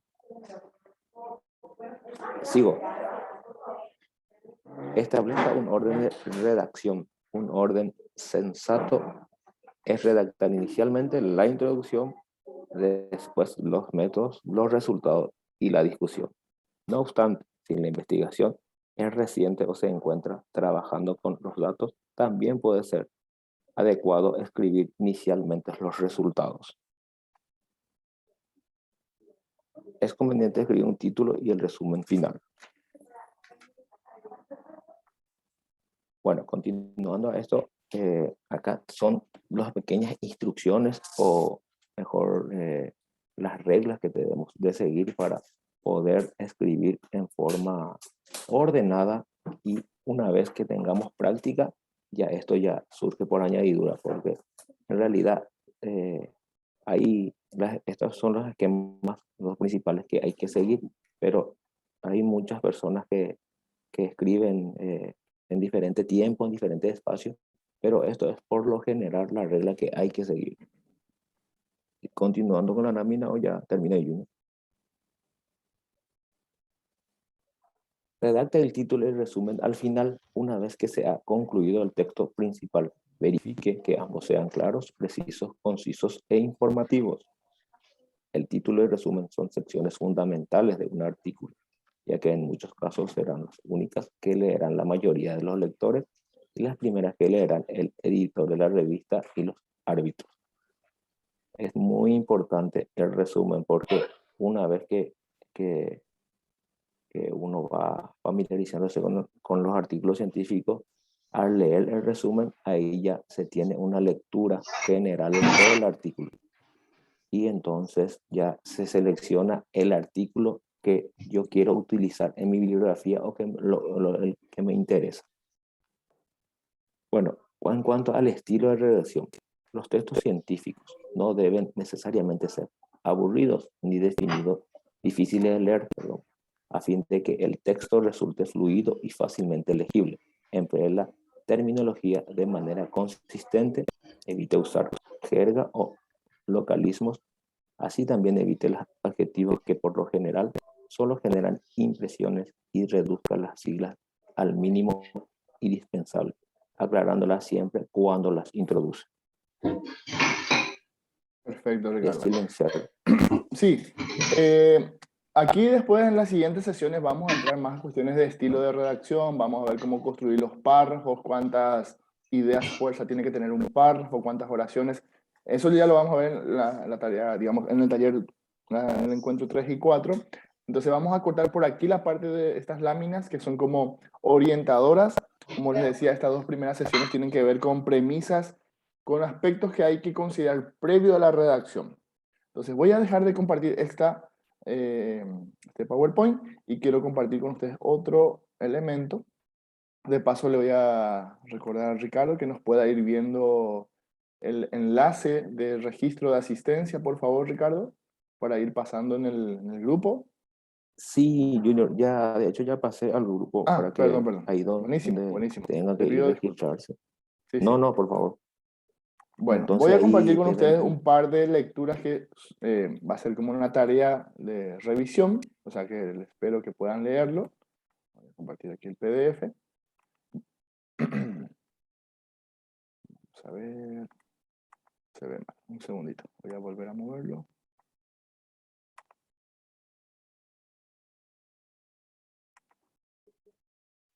¿Me pueden ayudar a confirmarme si es que se ve bien, por favor? Porque Sí, estaba saliendo mal. perfecto. Ok. Van a haber dos artículos sobre artículos que son recomendados de lectura. Igual, si bien una es para ciencias de la salud y otra es para educación, perfectamente sirven para tener una noción general, sea cual sea la disciplina. Son estudios que han recolectado, digamos, como las normas principales y las recomendaciones principales a la hora de escribir un artículo científico, ¿verdad? Entonces, les voy a mostrar, así como a saltos nada más, pero es como una tarea de lectura que tienen para esta semana, porque después vamos a utilizarlas al momento de descargar y revisar en conjunto artículos y de practicar la redacción de ciertos apartados. Entonces, voy a mostrarle aquí para abajo de este primer artículo. Tiene unas orientaciones en general de cómo escribir desde la extensión. Fíjense, aquí me salté un poquito. Para tener una idea, una recomendación. Dice, por ejemplo, un poquito más para acá. Tras un estudio hecho sobre diferentes tipos de artículos en el área de educación, por ejemplo, se ha visto que hay un porcentaje que suele ocupar cada una de los apartados. Entonces, la introducción, que contiene la revisión de la literatura, que dice, suele ocupar un 20% del total del artículo. Y tiene sus excepciones, ¿verdad? Suponiendo que el artículo tenga 25 páginas. Entonces, no vamos a detenernos a leer así cada parte, porque la idea es que ustedes lo lean luego en el tiempo, fuera de este tiempo sincrónico, ¿verdad? Entonces, esto nos ayuda a entender más la forma, la estructura. ¿Se acuerdan que al comienzo les decía que cuando escribimos un artículo científico estamos contando una historia que tiene que ser organizada, ordenada, y para eso es muy importante manejar sus partes? Y sus partes tienen elementos de forma y de fondo que tienen que ser manejados. Entonces, hay como recomendaciones, la parte metodológica, qué dimensión pueda tener, los resultados, la discusión, ¿sí? Entonces, en este artículo, que es el que es sugerencia para escribir artículos en educación, nos da muy buenas orientaciones al respecto de cómo organizar la escritura, y diferentes aspectos. No es tan largo, tiene 30 páginas, sí es un poco más largo que el promedio, pero ayuda bastante bien a entender cómo escribir cada uno de los apartados, ¿sí? Ahora me salto al otro, que les voy mostrando así brevemente, que dice para artículos originales de ciencias de la salud. Tiene pequeños ajustes, pero aquí lo importante, les voy a mostrar unas grillas que tiene, que es muy interesante a la hora de identificar cómo escribir cada uno de los aspectos. Entonces, cuando vamos a escribir un artículo científico, se evalúa todo, desde el título, el resumen, las palabras claves. Entonces, hay como normas, y esto es como un estándar, o vamos a decir un general, así un estándar general, pero siempre, siempre depende de la revista, vuelvo a aclarar. No obstante, como una primera lectura, es importante ver esto, ¿verdad? Entonces, aquí dice, pautas para evaluar el artículo. Entonces, nos posicionamos como si fuésemos miembros de un comité científico y podemos revisar nuestro propio artículo y decir, ah, bueno, mi artículo es claramente indicativo del contenido del estudio. ¿Esto qué significa? Que tiene el problema de investigación y las variables principales. Luego yo les voy a mostrar otra forma, o sea, en las siguientes clases, de cómo escribir, sugerir la escritura de un título, ¿verdad? Ideal. Luego es claro, es fácil de entender, no tiene que tener palabras muy rebuscadas dentro de nuestra área, nuestra disciplina, ¿verdad? Porque obviamente para alguien que, como dije al comienzo, contabilidad o de administración, un término de salud sí va a ser rebuscado porque no es de su manejo cotidiano. Pero debe ser claro y fácil de entender, debe ser conciso, es decir, debe ser corto. Se sugiere entre 12 y 15 palabras, un título no muy largo, no estamos haciendo como el título de una tesis. Cuando escribimos el título de una tesis es como una mini Biblia, tiene un párrafo de 5 líneas, por ahí el título nada más de la tesis. Entonces, en este caso, cuando escribimos un artículo, tiene que ser muy conciso, 15 palabras, tiene también su técnica de escribir, esto lo vamos a ir revisando. Entonces, así pueden ir mirando y recomiendo la lectura de estos dos artículos para identificar cómo escribir y cómo ir evaluando cada uno de los apartados. Y en este mismo artículo les voy a mostrar revisión bibliográfica. Vamos a saltarnos un poquito el tema de la ubicación de los autores. Población muestra. A ver. Tiene muchos elementos que ayudan a orientar. Ah, no, eran este. El tema de los autores. Tiene que estar aquí. ¿En qué orden poner a los autores? Hay un cuadro.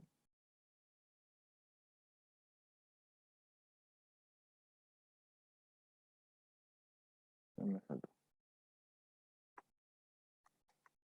Autores. Bueno, creo que lo voy a buscar de vuelta porque se me pasó, pero este párrafo tiene unas recomendaciones de cómo poner. Acá está. Junior, La mientras vos autoría, buscas, cuántos firmas, quiénes y en qué orden. Aquí hay un capítulo o un subapartado en el que orienta también cómo poner y en qué orden tienen que ir los autores. Y ofrece una puntuación para la autoría de acuerdo a la participación en el trabajo, ¿sí? Entonces, si generó la idea del trabajo y elaboró hipótesis, lleva 6 puntos. Si estructuró el método del trabajo, lleva 6 puntos. Si coordinó el trabajo, si escribe el manuscrito. Entonces, hay un conjunto de puntuación que se le da para saber quién tiene mayor puntuación. Y explica eso, ¿verdad? Tiene derecho a firmar el artículo quien alcance 7 puntos, ¿sí? Y el orden de las participaciones será el orden descendiente de los puntos obtenidos, es decir, a mayor puntaje. Esto es como un criterio así que pudiese o no utilizarse, pero también es una sugerencia para no dejar en el limbo así, sin dar una sugerencia más concreta de cómo poner el orden de las participaciones como autor. Ricardo, te escucho. no, era mientras vos estabas buscando nomás, viste, ahí me piden que pase. Yo voy pasando, ya pasé el link para que puedan registrarse. Aparentemente algunas personas que no tienen buena señal no pueden acceder. De hecho, voy a pasar entonces en el grupo del WhatsApp para que puedan ir escribiéndose ahí para registrar su asistencia. No, eso no me quería aclarar, que paso en el grupo Bueno, y cualquier perfecto. cosa estamos en contacto intercambiando ideas ahí. Correcto, perfecto. Perfecto, perfecto. Bueno, entonces estas son 2 lecturas recomendadas. Ver, ¿dónde está? Bien, voy a dejar compartir esto para pasar a revisar el tema de algunas revistas. Tenemos unos 15 minutitos. Voy a abrir aquí un... A ver, ¿quién conoce alguna revista que les gustaría que podamos revisar? A ver, ¿alguien sugiere que no sea Ricardo? ¿Algún participante? O podemos ver algunas revistas paraguayas. Voy a compartir aquí. Vamos a ir viendo opciones. Bien. Aquí ya tenemos una revista, se llama Academo. Es una revista que suelo recomendar porque es gratuita, publica cada 6 meses y es interesante. Y está indexando. Entonces, esta es la plataforma que por lo general se maneja para gestionar revistas científicas. Se llama Open Journal System, o JS se le conoce. Vamos a mirar para abajo, normalmente por aquí se ve, aquí, o JS. Esto es como un primer criterio para mirar la revista y decir, ah, bueno, esta es una revista más formal, y eso nos ayuda a ir descartando que sea una revista predatoria, primero, porque se trabaja mucho para poder organizar esta revista en esta plataforma. Y segundo, que tenemos que ir mirando es si tiene o no indexaciones. Las indexaciones implica que si la revista tiene o está alojada en plataformas que hacen que sea visible la revista. Entonces, vamos a ir buscando eso. Entonces, aquí tenemos, digamos, la portada, el último número publicado, y están los artículos. ¿Ven? Artículos originales, que ya sabemos por qué se les llama artículos originales, porque tienen un proceso de análisis empírico, y este que se llama análisis, bueno, son más como ensayos científicos de una temática, pero no es un artículo científico original, sí es un texto científico. Entonces podemos revisar aspectos relacionados a la revista, aquí, sobre la revista, o también podemos ir aquí donde dice para autores. Entonces vamos a ver que funciona bien la plataforma. En la opción donde dice para autores, información para autores, tendríamos que tener este elemento que dice directrices del autor. Y aquí es donde vamos a encontrar por lo general la información que nos dice en cuanto a la extensión. Aquí están los elementos. Cada número de la revista tiene un mes de cierre, dice. ¿Ven? Ahí ya nos indica las fechas de cierre. Vamos a revisar las directrices del autor. Y aquí este elemento es el que en todas las revistas vamos a tener que mirar previamente para ver qué elementos ocupa que tengamos que tener en cuenta a la hora de escribir nuestro artículo científico. Entonces, acá, por ejemplo, hay cuestiones de forma. Dice, el interlineado tiene que ser de 1,5, 12 puntos de tamaño de fuente, se utiliza cursiva en lugar de subrayado, excepto en direcciones URL. Todas las ilustraciones, figuras y tablas que se encuentren colocadas en los lugares de texto apropiados en vez de al final. En este caso, por ejemplo, nos dice, tiene que ir dentro de la parte de resultados, las ilustraciones, figuras y tablas, por lo general. Puede ir en la introducción también en algunos casos. Porque hay revistas que bien solicitan que vayan todas estas ilustraciones, figuras y tablas al final, una especie de anexo, ¿sí? Entonces, eso es un primer elemento que hay que ir considerando. Elementos que son más de estilo, formato de presentación, los márgenes, la hoja en tamaño A4. Esto, aunque parezca así como aburrido y, digamos, algo muy simple, hay que tenerlo en cuenta. Porque, ¿qué pasa si yo no tengo en cuenta el interlineado al momento de ir escribiendo mi manuscrito? O no tengo en cuenta los márgenes y lo envío así, bueno, por desprolijidad me van a devolver luego mi artículo, ni van a evaluar, vamos a perder tiempo. Pero por otra parte, si yo empiezo a escribir todo mi artículo y lo escribí en un formato tamaño de hoja, quizás más grande, con un interlineado más chico, ya tenga mis 20 páginas, pero al momento de darle el formato, entonces, ¿qué pasa? Mis 20 páginas van a ser 30, y entonces ahí puede que tenga un problema porque quizás la revista solo admita hasta 20 o 15 cuartillas o páginas. Entonces, de partida es ideal considerar ya esto, formateamos nuestro artículo ya, de ser posible, nuestra hoja de Word, y empezamos a escribir ya en el formato que corresponde, digamos, en cuestiones de dimensiones. Si bien esta revista adopta las citaciones según APA, fíjense, según APA, hay aspectos que de repente no son tan APA. Por ejemplo, que el interlineado sea 1,5, porque en APA es tamaño doble. Entonces, hay licencias que por lo general la mayoría de las revistas toman y solamente, por ejemplo, se ajustan más a la parte de las citas y referencias en cuanto a las normas APA. Y esta revista en particular, por ejemplo, ahora veo, antes mencionaba puntualmente APA, tercera edición o sexta en inglés. Antes decía literalmente eso. Ahora, como estamos en un proceso de transición en el que hay una nueva edición de APA, que es la cuarta en castellano, la séptima en inglés, entonces probablemente la revista ya acepta envíes en tercera o en cuarta edición de APA, porque hay sutiles diferencias, pero diferencias en fin. Lo importante es que sea coherente todo el trabajo. Y aquí fíjense más, otros elementos de estructura de los manuscritos. El título dice claro y conciso. Un título claro y conciso es un título corto y aquí sí que limita más. 12 palabras, fíjense, hasta 12 palabras. Pero estas son muchas veces también recomendaciones. Pueden probar con 15 palabras o pueden probar un título y un subtítulo, es decir, un título va a ir una oración, punto seguido, y va un subtítulo. Entonces ahí puede como ampliarse en general y no solamente 12 palabras. Se escribirá la letra inicial en mayúscula, debe estar en negrita y sin emplear punto final. Aspectos de forma. No debe tener llamadas ni pie de página ni asteriscos y debe acompañar la traducción al inglés. Entonces, uno va a ir revisando así necesariamente sí o sí la revista en la cual quiere enviar su artículo y revisar estas cuestiones de forma. Y a eso hay que ajustarse, ¿sí? No importa si yo me sé de memoria y me manejo perfectamente APA séptima edición en inglés o la cuarta en castellano y lo escribo y escribo mi artículo tal cual así.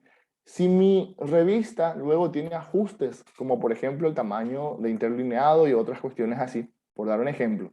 Entonces, si bien yo me ajusté al 100% de la normativa de APA, original por decirlo así, la revista tiene adaptaciones, yo tengo que ajustarme a las adaptaciones. Sí o sí, esa es una condición que reiteramos muchísimo. Por eso, depende siempre la decisión final de la revista y el autor tiene que manejar a la revista a la cual va a enviar. Autor, autores, entonces aquí también expresa cómo tiene que ir, nombre y apellido en forma completa, incluir correo. y el ORCID también, que es un código identificador de los investigadores que debe gestionar cada autor. La afiliación institucional completa, y aquí más o menos da como algunas orientaciones. Nombre completo de la institución a la que pertenezcan los autores, ciudad y el país. Estos son metadatos que se requieren para la indexación, entonces es importante que tenga todo eso. Autor de correspondencia viene a ser un autor, si hay varios, un autor hay que definirse como el autor que va a ser el contacto para tanto la revista con los autores y cualquier otro lector que quiera escribir al grupo de autores, entonces se tiene que definir un autor de contacto que se llama autor de correspondencia. Luego, fuentes de financiamiento, conflictos de interés, fecha de envío también, el resumen. Fíjense, aquí hay una cuestión que es más corta por lo general que otras revistas. Dice, el resumen es una extensión de 150 a 200 palabras. Es súper cortito, pero igualmente tiene que tener algunos aspectos como el objetivo, la metodología y los resultados en esos 150 o a 200 palabras. A veces algunos admiten que sea un poco más largo, hasta 300, algunos tienen un resumen extendido hasta 500. Para usar palabras clave, aquí indica que tienen que ser de 3 a 5 palabras claves. Estas normalmente coinciden con el título. Son elementos que van a estar expresados en el título y de alguna manera van a estar también expresados en el resumen. Pero aquí hay una complejidad puntual, que en este caso la revista dice, para la selección de estas palabras clave, utilizar el tesauro de la UNESCO, que es una, vamos a decir así como una especie de diccionario de palabras reguladas, a ver si podemos ingresar, un vocabulario estandarizado, ahora mismo no puedo ingresar, en la siguiente clase la vamos a revisar. Entonces, de esta base de datos tengo que extraer las palabras que van a conformar las palabras clave de metadatos y por ende, por lo general, van a tener que ser utilizadas dentro del título. Por ejemplo, supongamos que la palabra clave dentro del tesauro más bien es como educación universitaria. Pero yo quiero usar educación terciaria, por alguna razón. Estoy buscando un ejemplo. Yo pongo educación terciaria y no aparece dentro de la base de datos de este tesauro. Entonces la revista me va a recomendar que cambie el término de mi palabra clave y por ende el título, porque tiene que haber cierta correlación entre el título y las palabras clave, y no decir educación terciaria y decir educación universitaria, por ejemplo. Estoy más o menos dando un ejemplo así sencillito, pero hay palabras que son más complejas, por ejemplo, emprendedurismo, como tal, emprendedurismo no está en el tesauro, pero emprendedor sí. Entonces tengo que ajustarme a poner el título con el término emprendedor. Y así, entonces debo de ajustar de esa manera mi término. Eso hace que sea un poco más complejo porque no es el título que yo quiero de partida. Desarrollo del artículo. Por los artículos originales, resultados de investigación, se deberá utilizar la estructura. Y ya te dice la estructura. Introducción, metodología, resultados y discusión, con una extensión máxima de 20 páginas.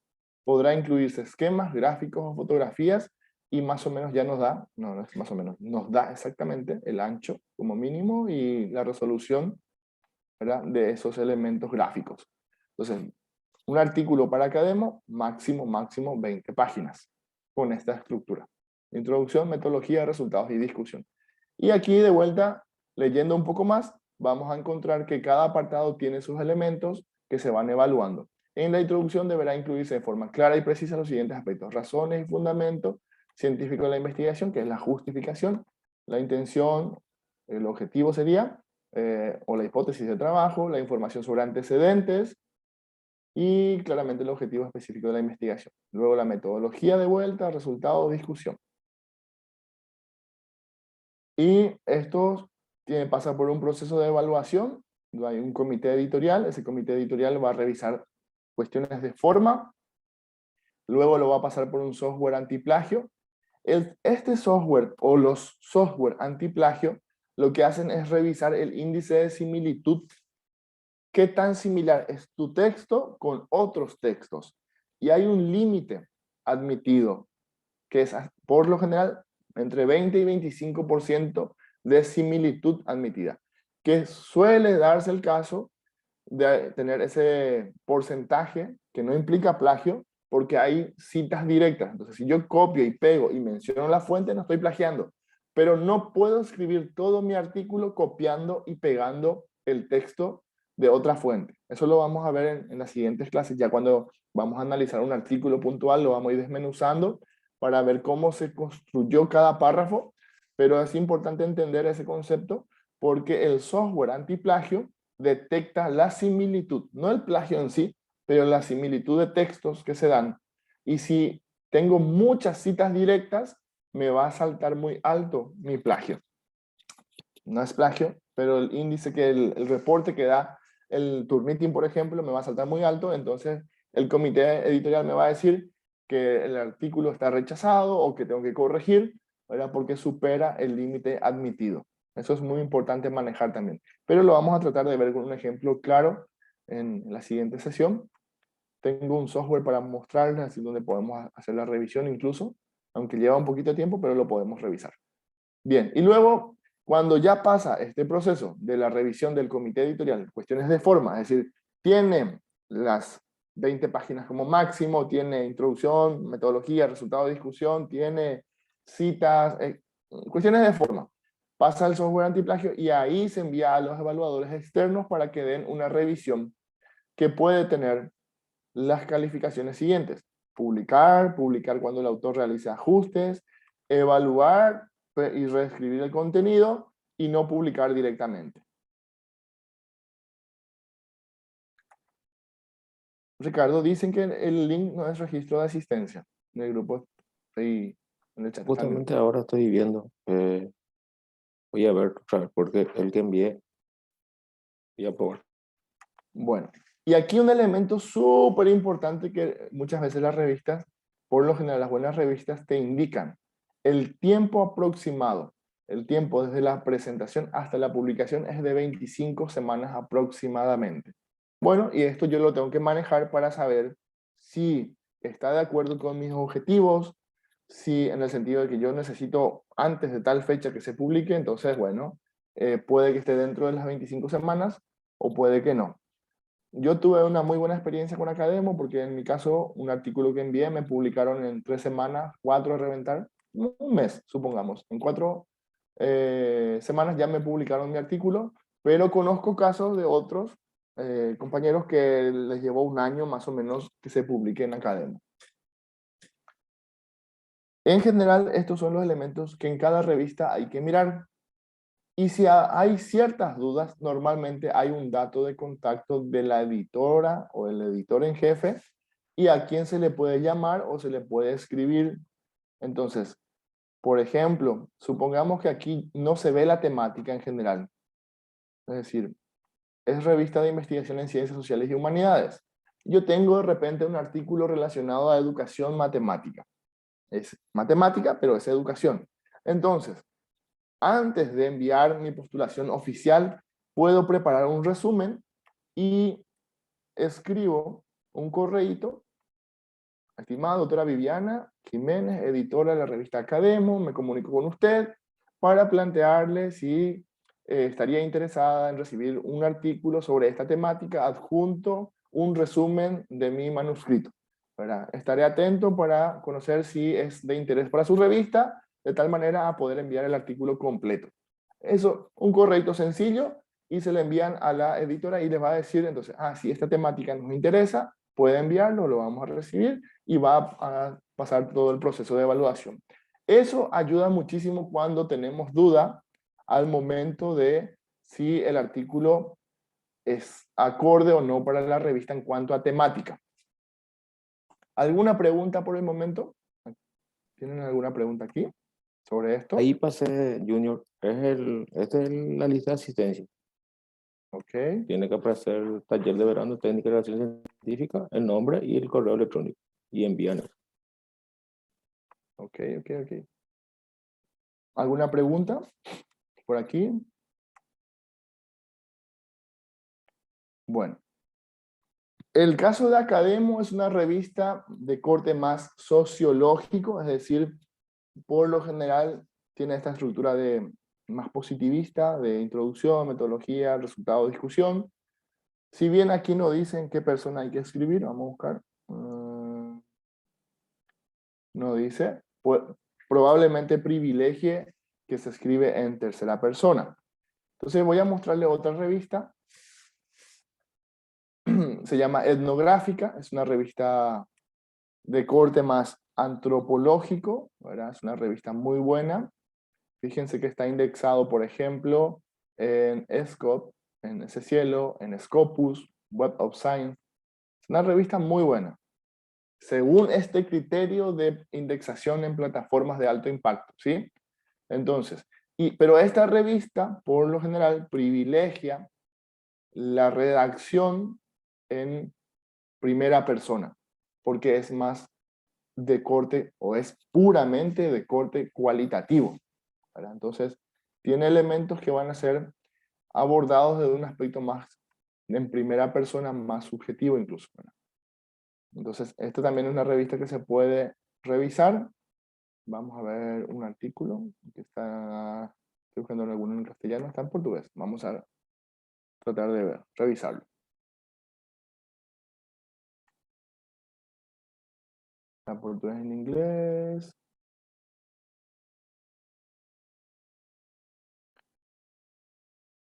PDF. Vamos a descargarlo aquí.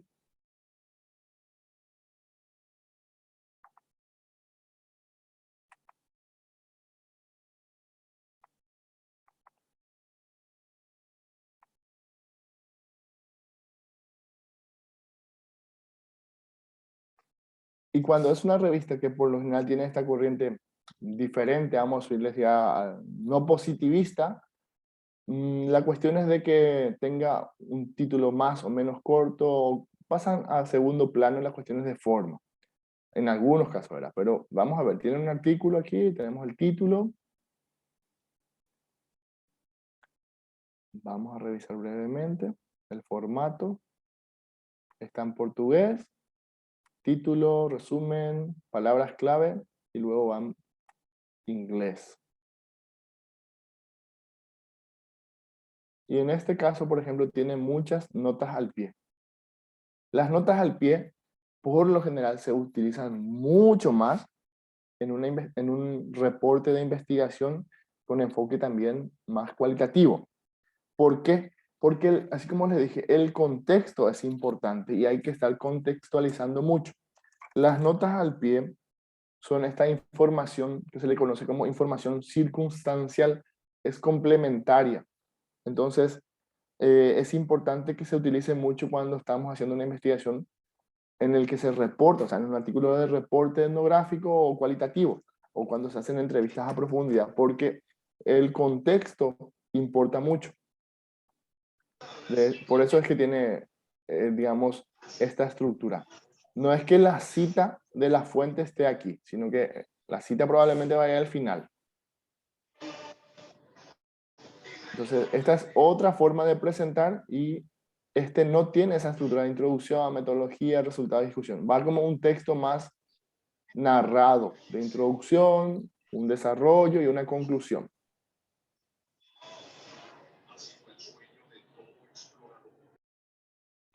Eso quería mostrarles en este caso. Bien. Señor, Sí, sí, sí. no, en el tema del horario quería recordarte. Sí, correcto. Bueno, era lo último que quería mostrar en esta parte de, digamos, de lo que es de plataformas. Les voy a pasar 2 lecturas recomendadas y algunas opciones de actividades que puedan hacer desde sus casas para ir revisando plataformas. Es ideal, como les digo, tener como una tareita de que elijan 5 revistas de su disciplina especial, y si pueden encontrar que sean más de su área temática, entonces de tal manera a ir manejando las directrices de autor de esas revistas y así le va a ser mucho más fácil al momento de escribir. Eso facilita un montón cuando ya se conoce la línea editorial. Y bueno, de mi parte agradecerles realmente el tiempo que han dedicado a compartir con nosotros y dejo a Ricardo para dar las palabras finales. Bueno, muchas gracias a todos y todas por participar. Ahí en el chat están las para poder inscribirse. Ahí con Junior vamos a ir pasando en el grupo de WhatsApp, compartiendo las informaciones y cualquier cosa. Estamos en contacto a través del grupo de WhatsApp en la hora que sea prudente, sin problema. Vamos a ir consultando y inclusive ayudándonos para poder mejorar y ir nivelando nuestro conocimiento en cuanto a publicación y redacción de artículos científicos. De mi parte, agradecerles y estamos en contacto. Nos encontramos en la próxima clase. Gracias. Chau, chau.